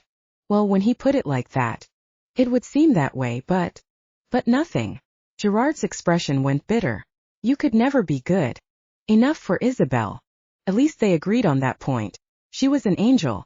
He didn't deserve her, but would spend the rest of his life striving to be the man she needed. She loves me. Gerard squinted, his nostrils flaring. Has she told you so? The word she'd scribbled came to him. I must be crazy, but I think I love you. She hadn't said it exactly. She thought she loved him. Sensing Jack's hesitation, Gerard grinned from the side of his mouth. She hasn't said a thing. You don't even know how she feels. He paused, searching Jack's face, and then, let me tell you what I know. The McGrath family is filled with selfish creatures who are only out for their own gain. They'll do anything to get what they want. When given the chance, you'll put your own happiness first. You'll prioritize your needs above hers. Every single time. It's ingrained in you to be that way. You can't help it. But I can stop it from happening in the first place. He nudged his chin at each of the guards. Take him to the dungeon. What? Desperate, Jack fought to get free, but they held impossibly tight. Horror pierced him. No, wait. The dungeon. You'll like it down there, Gerard said, turning back to his bed. It's full of your kind. My kind. Americans? Perceived liars or criminals? Glancing over his shoulder, Gerard grinned sadistically. Rats. There was the adrenaline he'd been missing. Swells of the energizing hormone flooded his veins at the thought of rats crawling over his body. His eyes went wide as sparks flared in his chest. Leaving Neil in the chamber with Gerard, the two guards dragged Jack out of the room. Kicking and hollering, Jack struggled, clashed against the guard on either arm. He tried to shift, summoning the energy surging through him, but the transformation didn't come. He'd expended too much energy earlier, and the quick spark he'd gotten from the mention of the rats hadn't been enough to recharge him. Spiraling down the first and second staircases, they manhandled him as if they'd done this before. As they passed the study, he caught sight of his backpack on the floor near the couch where he'd been sitting.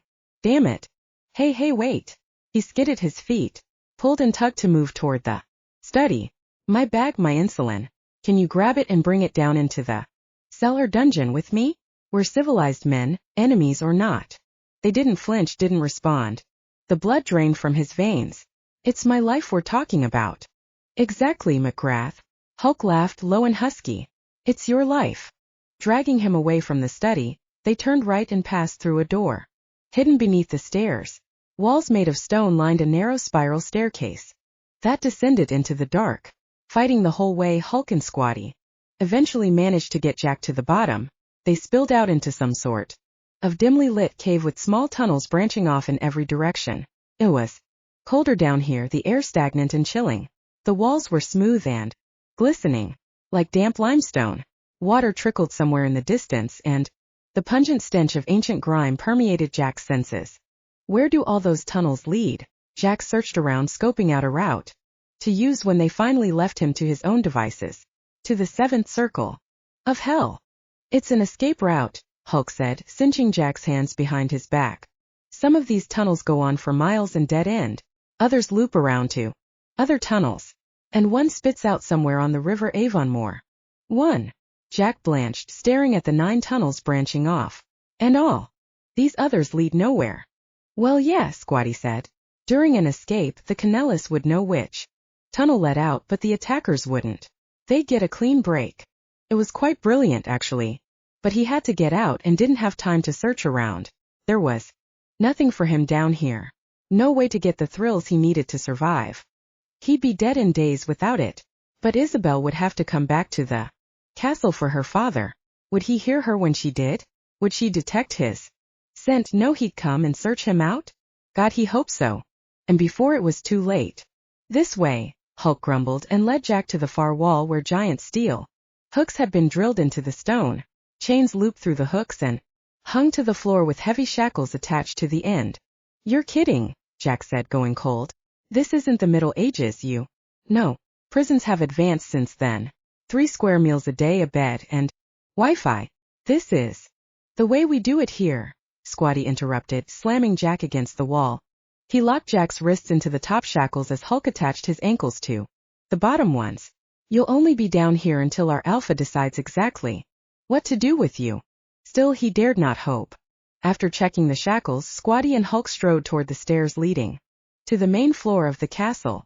As if to follow them, Jack pulled away from the wall, the shackles oppressively heavy on his hands and feet.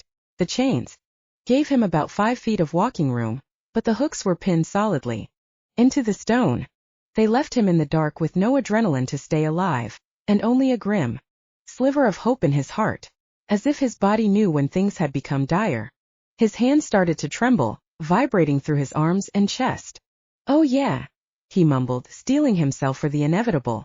This is the perfect time to black out. And then high-pitched squeaking sounds echoed through the tunnels. Chapter 17.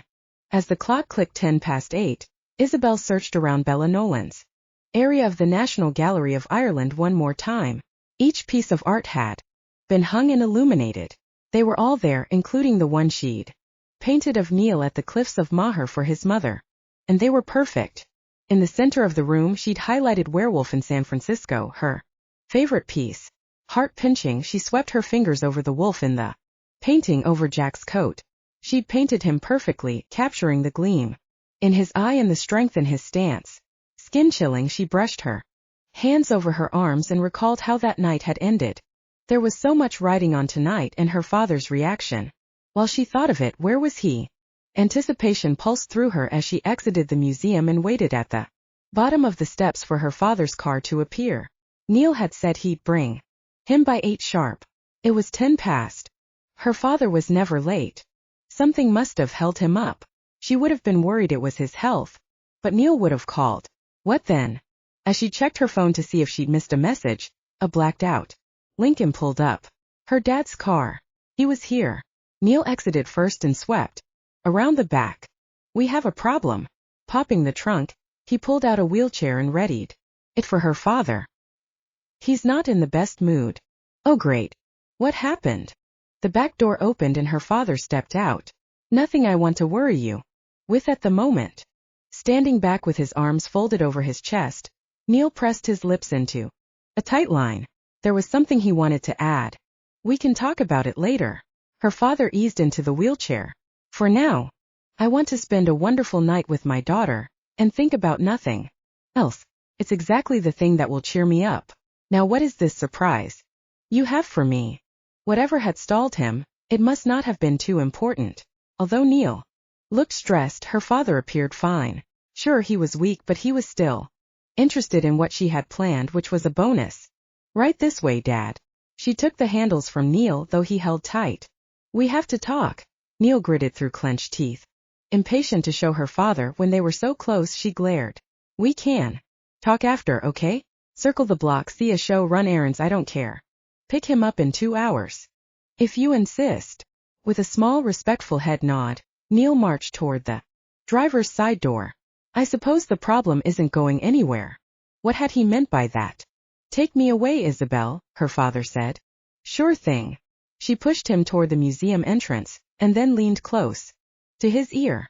I know you're not an art fan, but I heard there's an exhibit in one of the halls that will take your breath away. You think so? He sounded disbelieving. And it hurt. I do, she said, and rolled him inside. It's taken me a long time to put this together, so I really hope you can appreciate it. Wait. He twisted in his chair, craned to look over his shoulder. You put Together the exhibit. She didn't answer as she whisked him toward the Bella Nolan area. He'd see the truth with his own eyes. Does this have to do with the art auction you went to in the States? She paused, hesitating, thinking back. Had she mentioned it when she was at his bedside? No, she hadn't. Must have been Neil. Yes, she said finally. It does, but there's so much more to it than that. Slowing around the final corner, dizziness swept over her and her skin prickled with gooseflesh. She was nervous beyond belief. Her father wouldn't physically destroy all of the paintings as he'd done with the first one, but his disapproval could devastate her just the same. Okay, she said more to herself than to him. Here it is. A collection of art by the internationally renowned artist Bella Nolan. As she pushed him into the center of the gallery, she could sense his heartbeat slow. His breathing matched. He leaned forward in his chair, but she couldn't pick up any emotions from him. Not anger or cynicism, happiness or surprise. Nothing.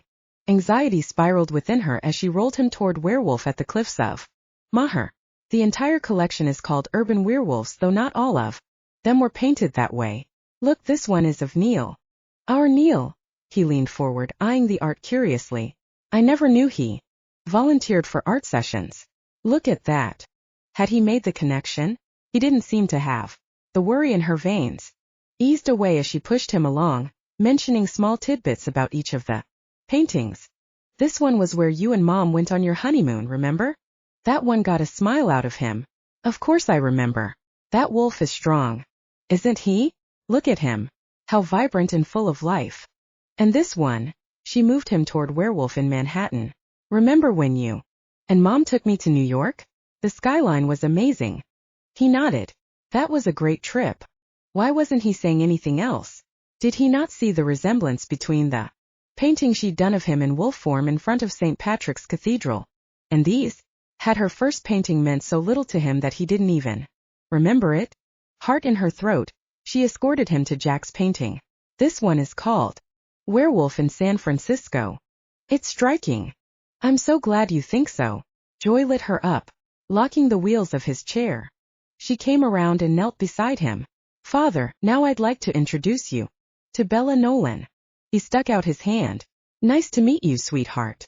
You. Thoughts whirling, tears seized her throat. Her heart hiccuped and then began hammering against her ribs. She couldn't find the words. Wrapping her arms around his neck, she squeezed him tight. You do remember. He'd made the connection. Maybe the first painting really had made in. She sucked in a rattled breath as her heartbeat echoed in her ears. Of course I remember. He pulled back and stroked his hands down her hair. Isabelle, I could never forget. I simply thought painting was a distraction. For you, something that would turn your focus away from ruling the pack. Someday. There's a lot to learn about pack dynamics and foreign policy, my dear, and you have to give it the attention that it deserves. I know that. Heart racing, she kneeled beside his chair. Ido.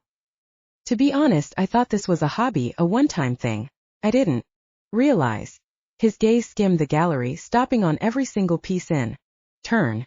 It would turn into something like this. It's astonishing. Truly. It was everything she'd always dreamed of hearing.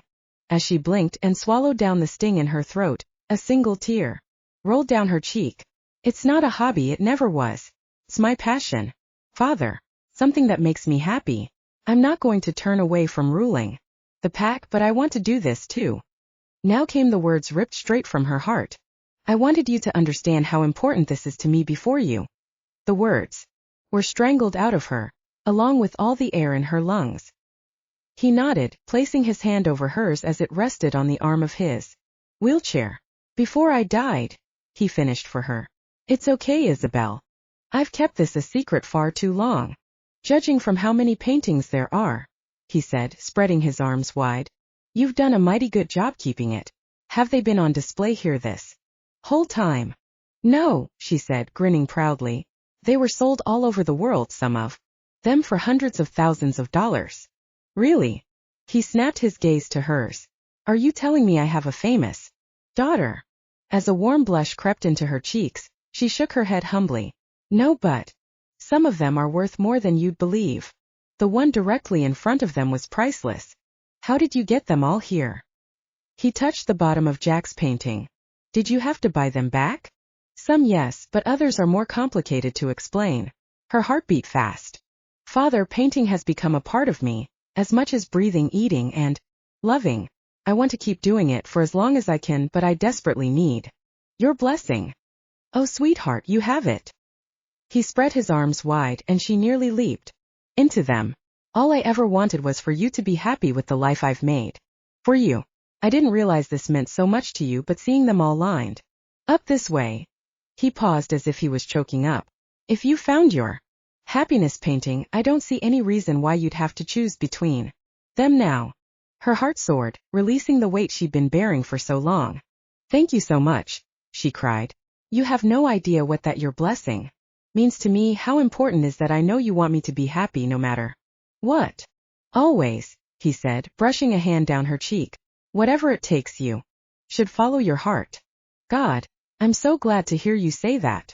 She moved closer to Jack's painting. Because I have fallen in love with painting, and with someone I'm not sure you'll approve of. Her dad's smile faltered. This is him, she said, pointing to the wolf in the painting. I met him in San Francisco and painted him in Golden Gate Park. He let me borrow a lot of these from his private gallery because he knew how much it'd mean to me to display them for you. Folding his arms over his chest, her father got the strangest look on his face, as if he were contemplating something that had him torn to pieces. His brows knit together, his dark eyes shadowed over, and his lips pulled down into a frown. What's his name? He asked. Jack. She swallowed hard. McGrath. She winced, waiting for him to lose his cool, scream and yell and tell her how foolish she was to start something with him. A store, Isabelle. My treasure. He motioned for her to come back down to his side. As she did, he took her hand. I love you. More than anything. More than life itself. There is nothing I wouldn't do to see you happy in this life. And that's the reason I can't let you be with him. She frowned. Not the reaction she'd been expecting. His response seemed practiced. It was lacking anger and instead seemed rehearsed with a calm clarity that only time could offer. I don't understand, she said. If you want me to be happy, why can't I be with someone who makes me that way? He's not anything like the other McGrath family members you've told me about. He's kind and gentle and wants me to be happy just as you do. He scoffed. Isabelle McGrath, men never put another's happiness over there. Not ever. If Jack McGrath gave you his paintings to bring here, he must be getting something out of the deal. What could he possibly be gaining by letting her borrow his collection? Anything she'd taken from him, especially since she took the one painting he loved most, without asking. If anyone was the thief, it was her, really. All you have to do is figure out what your precious Jack wants most, her father said. And then ask yourself, can he get that from you? If the answer's yes, you know he's like every other McGrath in his family line, only with you stringing you along so that he can get what he wants.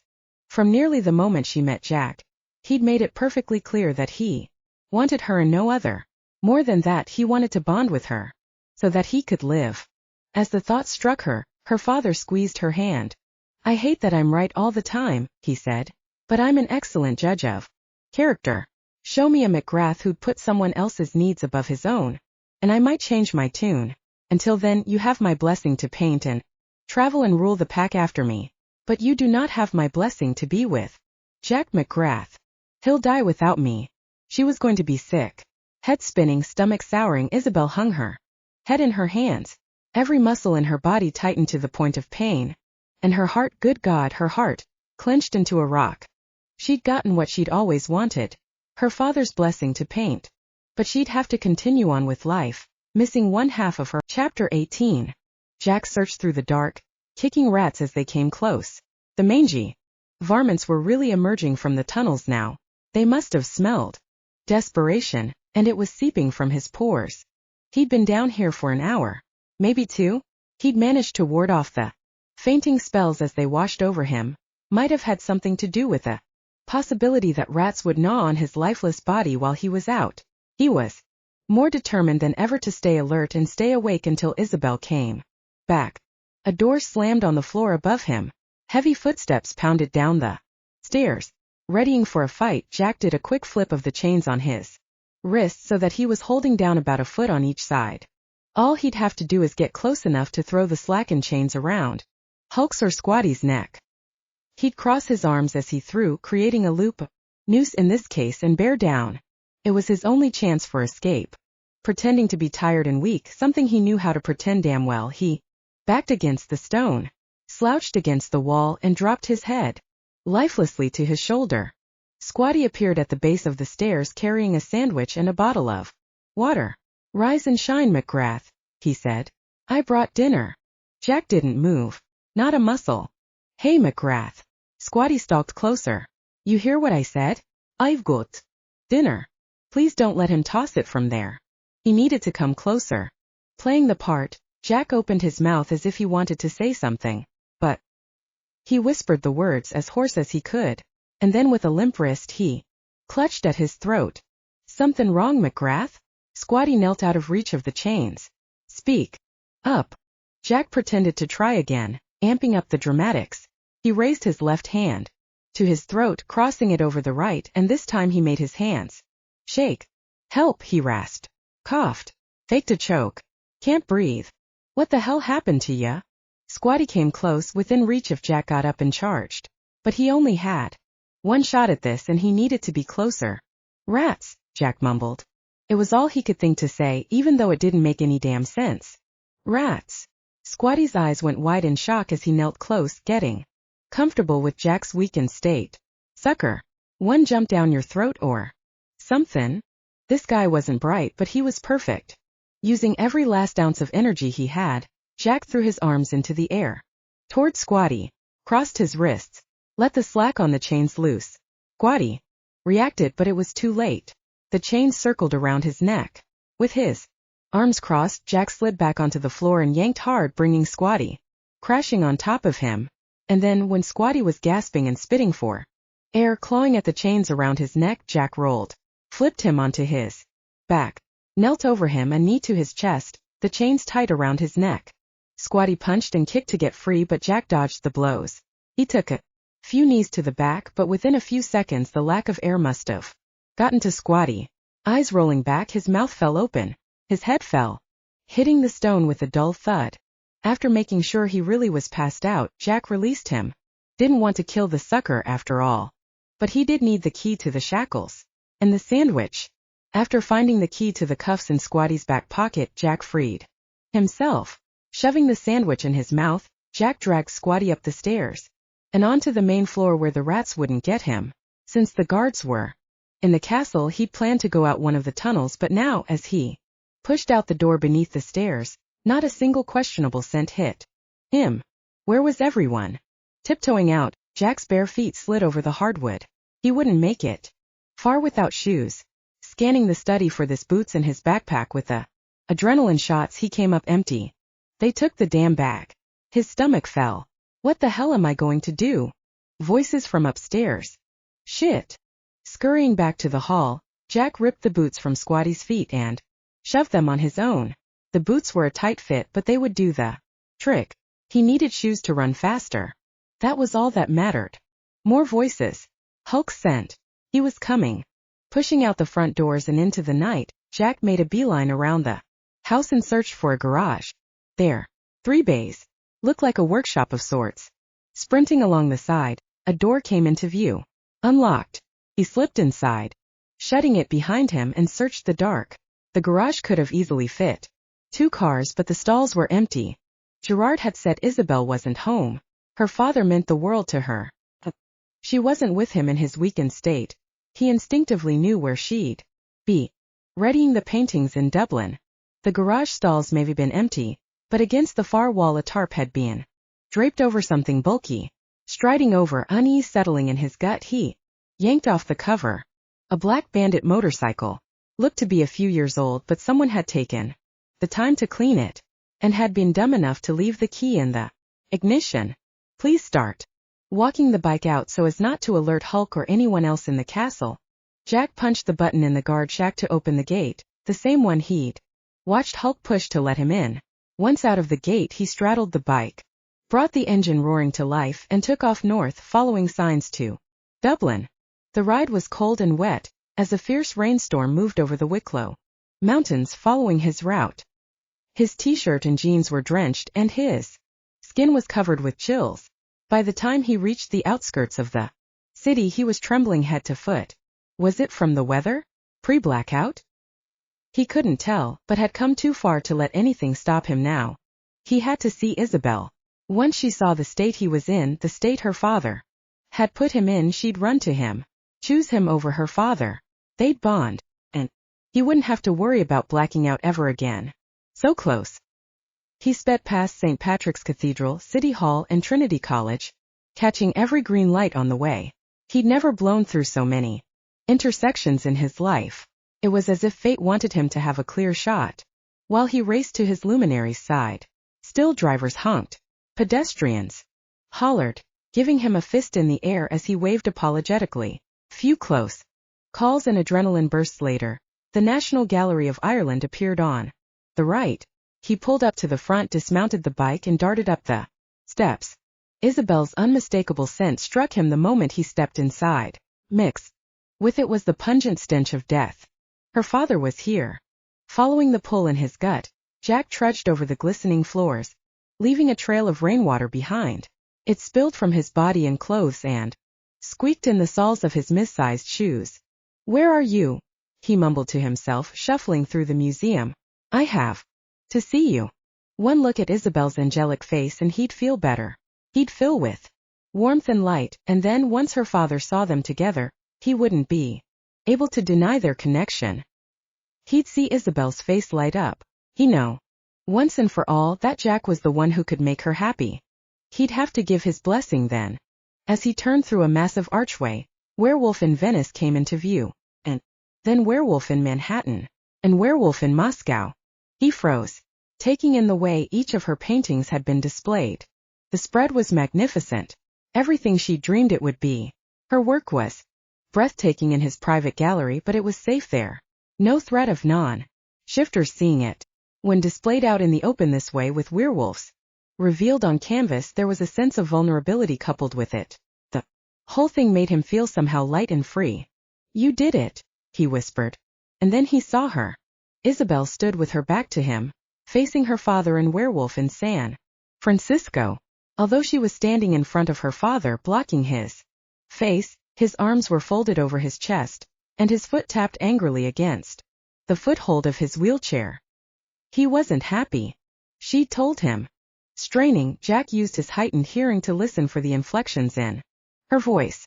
"I know you said you'd never give your blessing," she pleaded. Her voice cracked, a blow to his heart. "But isn't there anything he could do to win your favor?" Desperate to hear, Jack darted behind a stone pillar separating one gallery from another. He'd do anything to have her. And if her father had any conditions for them to be together, it was done. He could be born to different parents. Gerard took her hand and set it on his lap. He could have been raised as part of the Irish wolf pack. Short of those things, it's not going to happen. "Isabelle, he's not one of us. He's simply not." "But I love him, father." "Ido." "She loves me." Everything in Jack's body screamed to run to her, haul her into his arms, and take her away from here. But he waited, listening, heart leaping out of his chest. "Do you love me?" her father asked. She shifted the weight on her feet back and forth. "You know I do." "And do you love the pack?" "As my brothers and sisters," she said, nodding. "Then you must not turn your back on them on me. Your responsibility lies with the pack. It always has. You were born with the task of leading your brothers and sisters in this world. After I die, you must go on and teach them the old ways. You must keep our Irish tradition alive. Cherish the love you have for them and forget what you think you feel for Jack McGrath." She lowered her head. Jack's heart cracked right in two. Choosing him meant turning her back on her father, her packmates, and the life she'd built in Ireland. If she chose to be with him, he'd be the happiest man in the world and elongate his life to 1,000 years. But she would be disappointing the only family she'd ever had. Even if he lived every day of his life to make her happy, there would be a hole he couldn't fill. A shame that would burrow deep in her heart. She would know she'd turned her back on Her loved ones, and she'd come to resent him for that. I can't do that to her. He couldn't make her choose between a life with him over a life with her pack. He knew the right answer in his bones. To him they belonged together. But there was no right answer for Isabelle, and making her choose would break her. With a burning ache in his heart, Jack watched Isabelle kneel down and embrace her father. Tried to imagine her heart filled with love for him and her packmates. Goodbye, Isabelle. And then he strode out of the museum, accepting the fact that he'd be dead before the year was through. His death wasn't what mattered at all. It was Isabelle's happiness. That's all that had ever mattered in the first place. Chapter 19. For weeks later. Have you heard from her? Branson asked as they took their seat at the back of McDougal's auction house. Nodding, Jack eyed the front, where pieces were moving in and out. She called. Right after I left Ireland. She left a message asking me to call her back. Nothing since. Branson waited for Jack to answer, and when he didn't, he said, What did she say? Have you listened to it yet? No. I can't. Jack's hands shook, so he tucked them beneath his legs. I fear listening to her voice would weaken my resolve. You know, Branson said, leaning closer, for someone who held on so tight to something for so long, I didn't believe you'd give up the fight. You'd been searching for your Luminary for years. To give her up like that, I didn't expect it, least of all from you. I didn't give up, Branson. He paused, remembering how torn she'd looked in the museum that night. I let her go. There's a big difference. His friend nodded as if he understood, though he couldn't possibly. The pain he'd felt every single day had nearly killed him. Being away from Isabelle was torturous. At first, when he returned to San Francisco, Jack thought he might have been able to handle the separation as long as he focused on the time they had together, but that only made things worse. Now Isabelle was on his mind 24 hours a day, and he constantly felt on the verge of a breakdown. I didn't think she'd send back the paintings, Branson blabbered on. Not after you told her to keep them. Branson. Jack glared. Do you feel compelled to torture me today? No, sir, he said, smiling smugly. I just can't wrap my mind around the fact that you're not together. You won't last long without. He stopped at Jack's sideways glance. Forgive me, sir. I shouldn't have overstepped. Nothing to forgive, Jack said. You were merely stating the obvious. I'm getting weaker by the day. I thought I'd last the year, but after the toll this last month has taken on me, I'm not so sure. It seemed that missing Isabelle had affected him more than he'd initially realized. He was used to feeling physically drained, but he hadn't expected heartbreak to be so damn exhausting. His shakes had gone from intermittent to near constant, and when his headaches came on, they felt like chisels drilling into his temples. Blackouts were more common. With each one, he wondered whether it was going to be the last. One of these times he simply wasn't going to come around at all. I thought the adrenaline kick from the skydiving would have held you over for a week. Ugh, don't remind me. Jack gave a hard shudder from the mere thought of it. I'll take 50 shots in the leg before I'll jump out of a perfectly good airplane again. As Colin announced a Monet, Jack's attention shifted to the front. Branson flipped through the brochure showing the day's art for auction. Did you find out which Bella Nolan piece is going up today? Branson asked. Nothing more than it states in the brochure. Jack shook his head. All it says is an exclusive piece. Never before seen. Isabelle sent back the pieces she borrowed after I returned to the city, so I'm not sure which one they have. Which was precisely the reason he came today. Isabelle seemed to believe she had her entire collection showcased for her father. Either this was one she'd forgotten about or a forgery. He was here to find out which. Next up, Colin announced from the front, we have a special Bella Nolan piece. It's Werewolf in Dublin, and never before seen. Wait, Werewolf in Dublin? He'd heard Isabelle mention that before. Anticipation rattled in Jack's gut as the cloth was removed from the art, and Isabelle's words came back to him. My first painting, Werewolf in Dublin, was of my father in wolf form, standing in front of St. Patrick's Cathedral. He destroyed it. Can't be. Sliding to the edge of his seat, Jack covered his hand with his mouth, analyzed everything from the strokes and colors to the pressure of the brush, and the signature on the bottom corner of the art. Unbelievable, he breathed. The art was exactly how she described it. The spires of St. Patrick's Cathedral rose up behind a gigantic black-haired wolf. The sky was dark and, lumbering with clouds, regal and robust, the wolf stood proud in front of the cathedral, though there was pain in his shadowed gaze. The painting wasn't a forgery, which meant her father hadn't destroyed the painting after all. Then where had it been all these years? And how did Isabelle not know it existed? Isabelle's words struck him. It was drawn from a memory at my mother's funeral. The fear and agony in the wolf's eyes gripped him.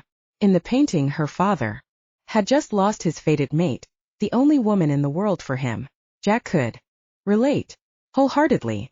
"Nothing will stop me from getting that painting," he whispered to Branson. "Nothing. We'll start the bidding at 2.25, Colin announced. Jack flipped his paddle quickly, but the bid rose just as fast as someone in the front matched his bid and then outdid it. Colin's gaze skimmed the room. "Do we have 3 million? Jack lifted his hand.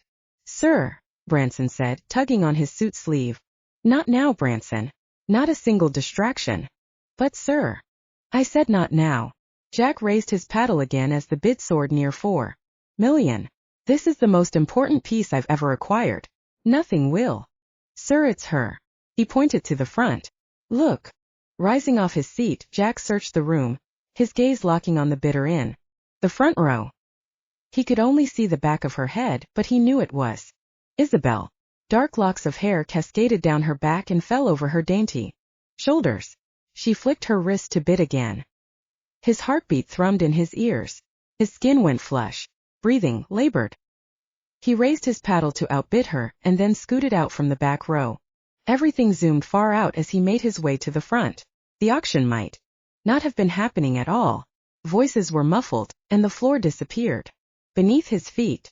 Up until this moment he hadn't wanted to talk to her, hadn't wanted to see her and rehash why they couldn't be together, why he had to die for her to be happy. But now that she was so close, he couldn't stop himself from going to her side.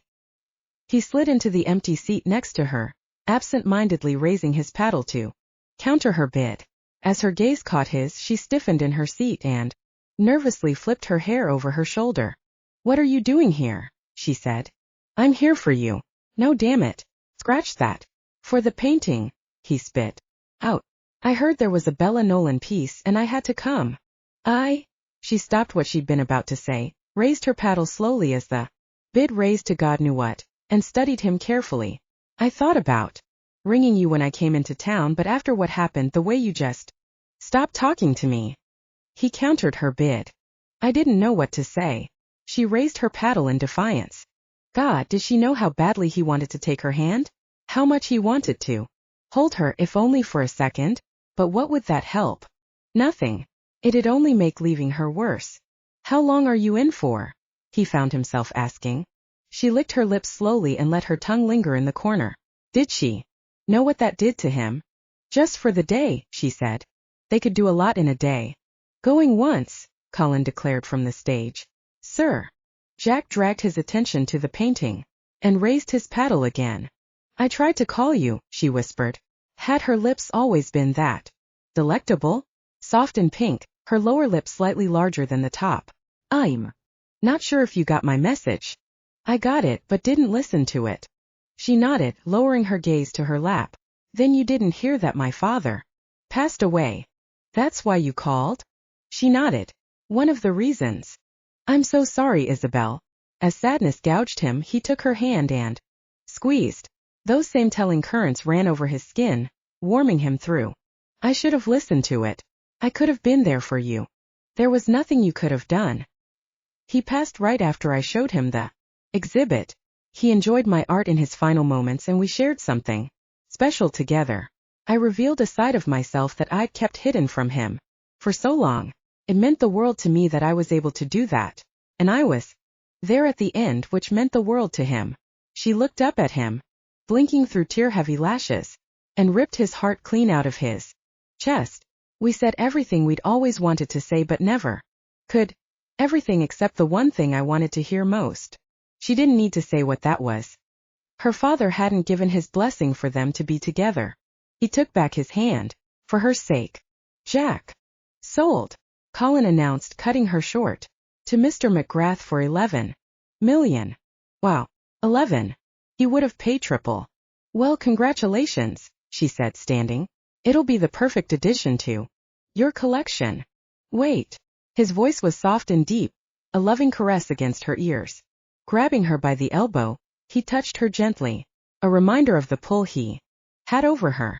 Isabelle. She stopped but couldn't meet his eye. What? Look at me. God, she couldn't. Every second at his side was a testament to the strength of her will. She yearned to throw herself into his arms, to look into his eyes, and see their future. A bonding ceremony, children, a home in the castle in Ireland. But those things would never be. Especially not now that her father had died without giving his blessing. She had to put space between them. Be clear-headed about this whole thing the way she hadn't been before when she'd gotten lost in their connection, in their heat, and gone to bed with him. Exhaling heavily, she turned and opened her eyes. What do you want? His gaze bore into hers. You have to know. She couldn't take much more of this. I'm sorry I can't. That's exactly why it had to end the way it did. She felt her face frown. Wait, did you? Miss Connelly? Colin's crackly voice rang out, stopping her. May I speak with you a moment? Now's probably not the best time, Colin. May I call you when I'm on the road? I'm sorry, but I'm afraid this can't wait. He wrung his hands in front of him. This concerns you and Mr. McGrath, since you both happen to be here together. It appears now would be the best time. As they followed him behind the stage, Jack said, Is this about the painting? Aye. Colin removed Werewolf in Dublin from its stand and brought it into a back room with them. It is. She eyed the painting as he handed it to Jack. Its beauty struck her even now. The colors were vibrant and crisp, her father's pain visceral as he stood in front of the cathedral. It looks exactly as I remember it, she said, stroking her hand over the top edge. What's wrong? Jack eyed the back. Frowning, he pulled off an envelope and held it up. This was stapled to the frame, he said. It has my name on the front. Her breathing quickened. What is it? Colin put up his hands, as if he was an innocent bystander in some elaborate heist. The painting arrived here weeks ago with explicit orders to have the auction today, and the envelope was ordered to be sold with the painting. Other than that, I don't have a clue what it's about. Who would give instructions to have it sold today specifically? She thought aloud, and then turned her attention to Jack. He tore through the top, pulled out a piece of paper and skimmed to the bottom. It's from your father. But how could he? She felt the blood drain from her face. Will you read it aloud?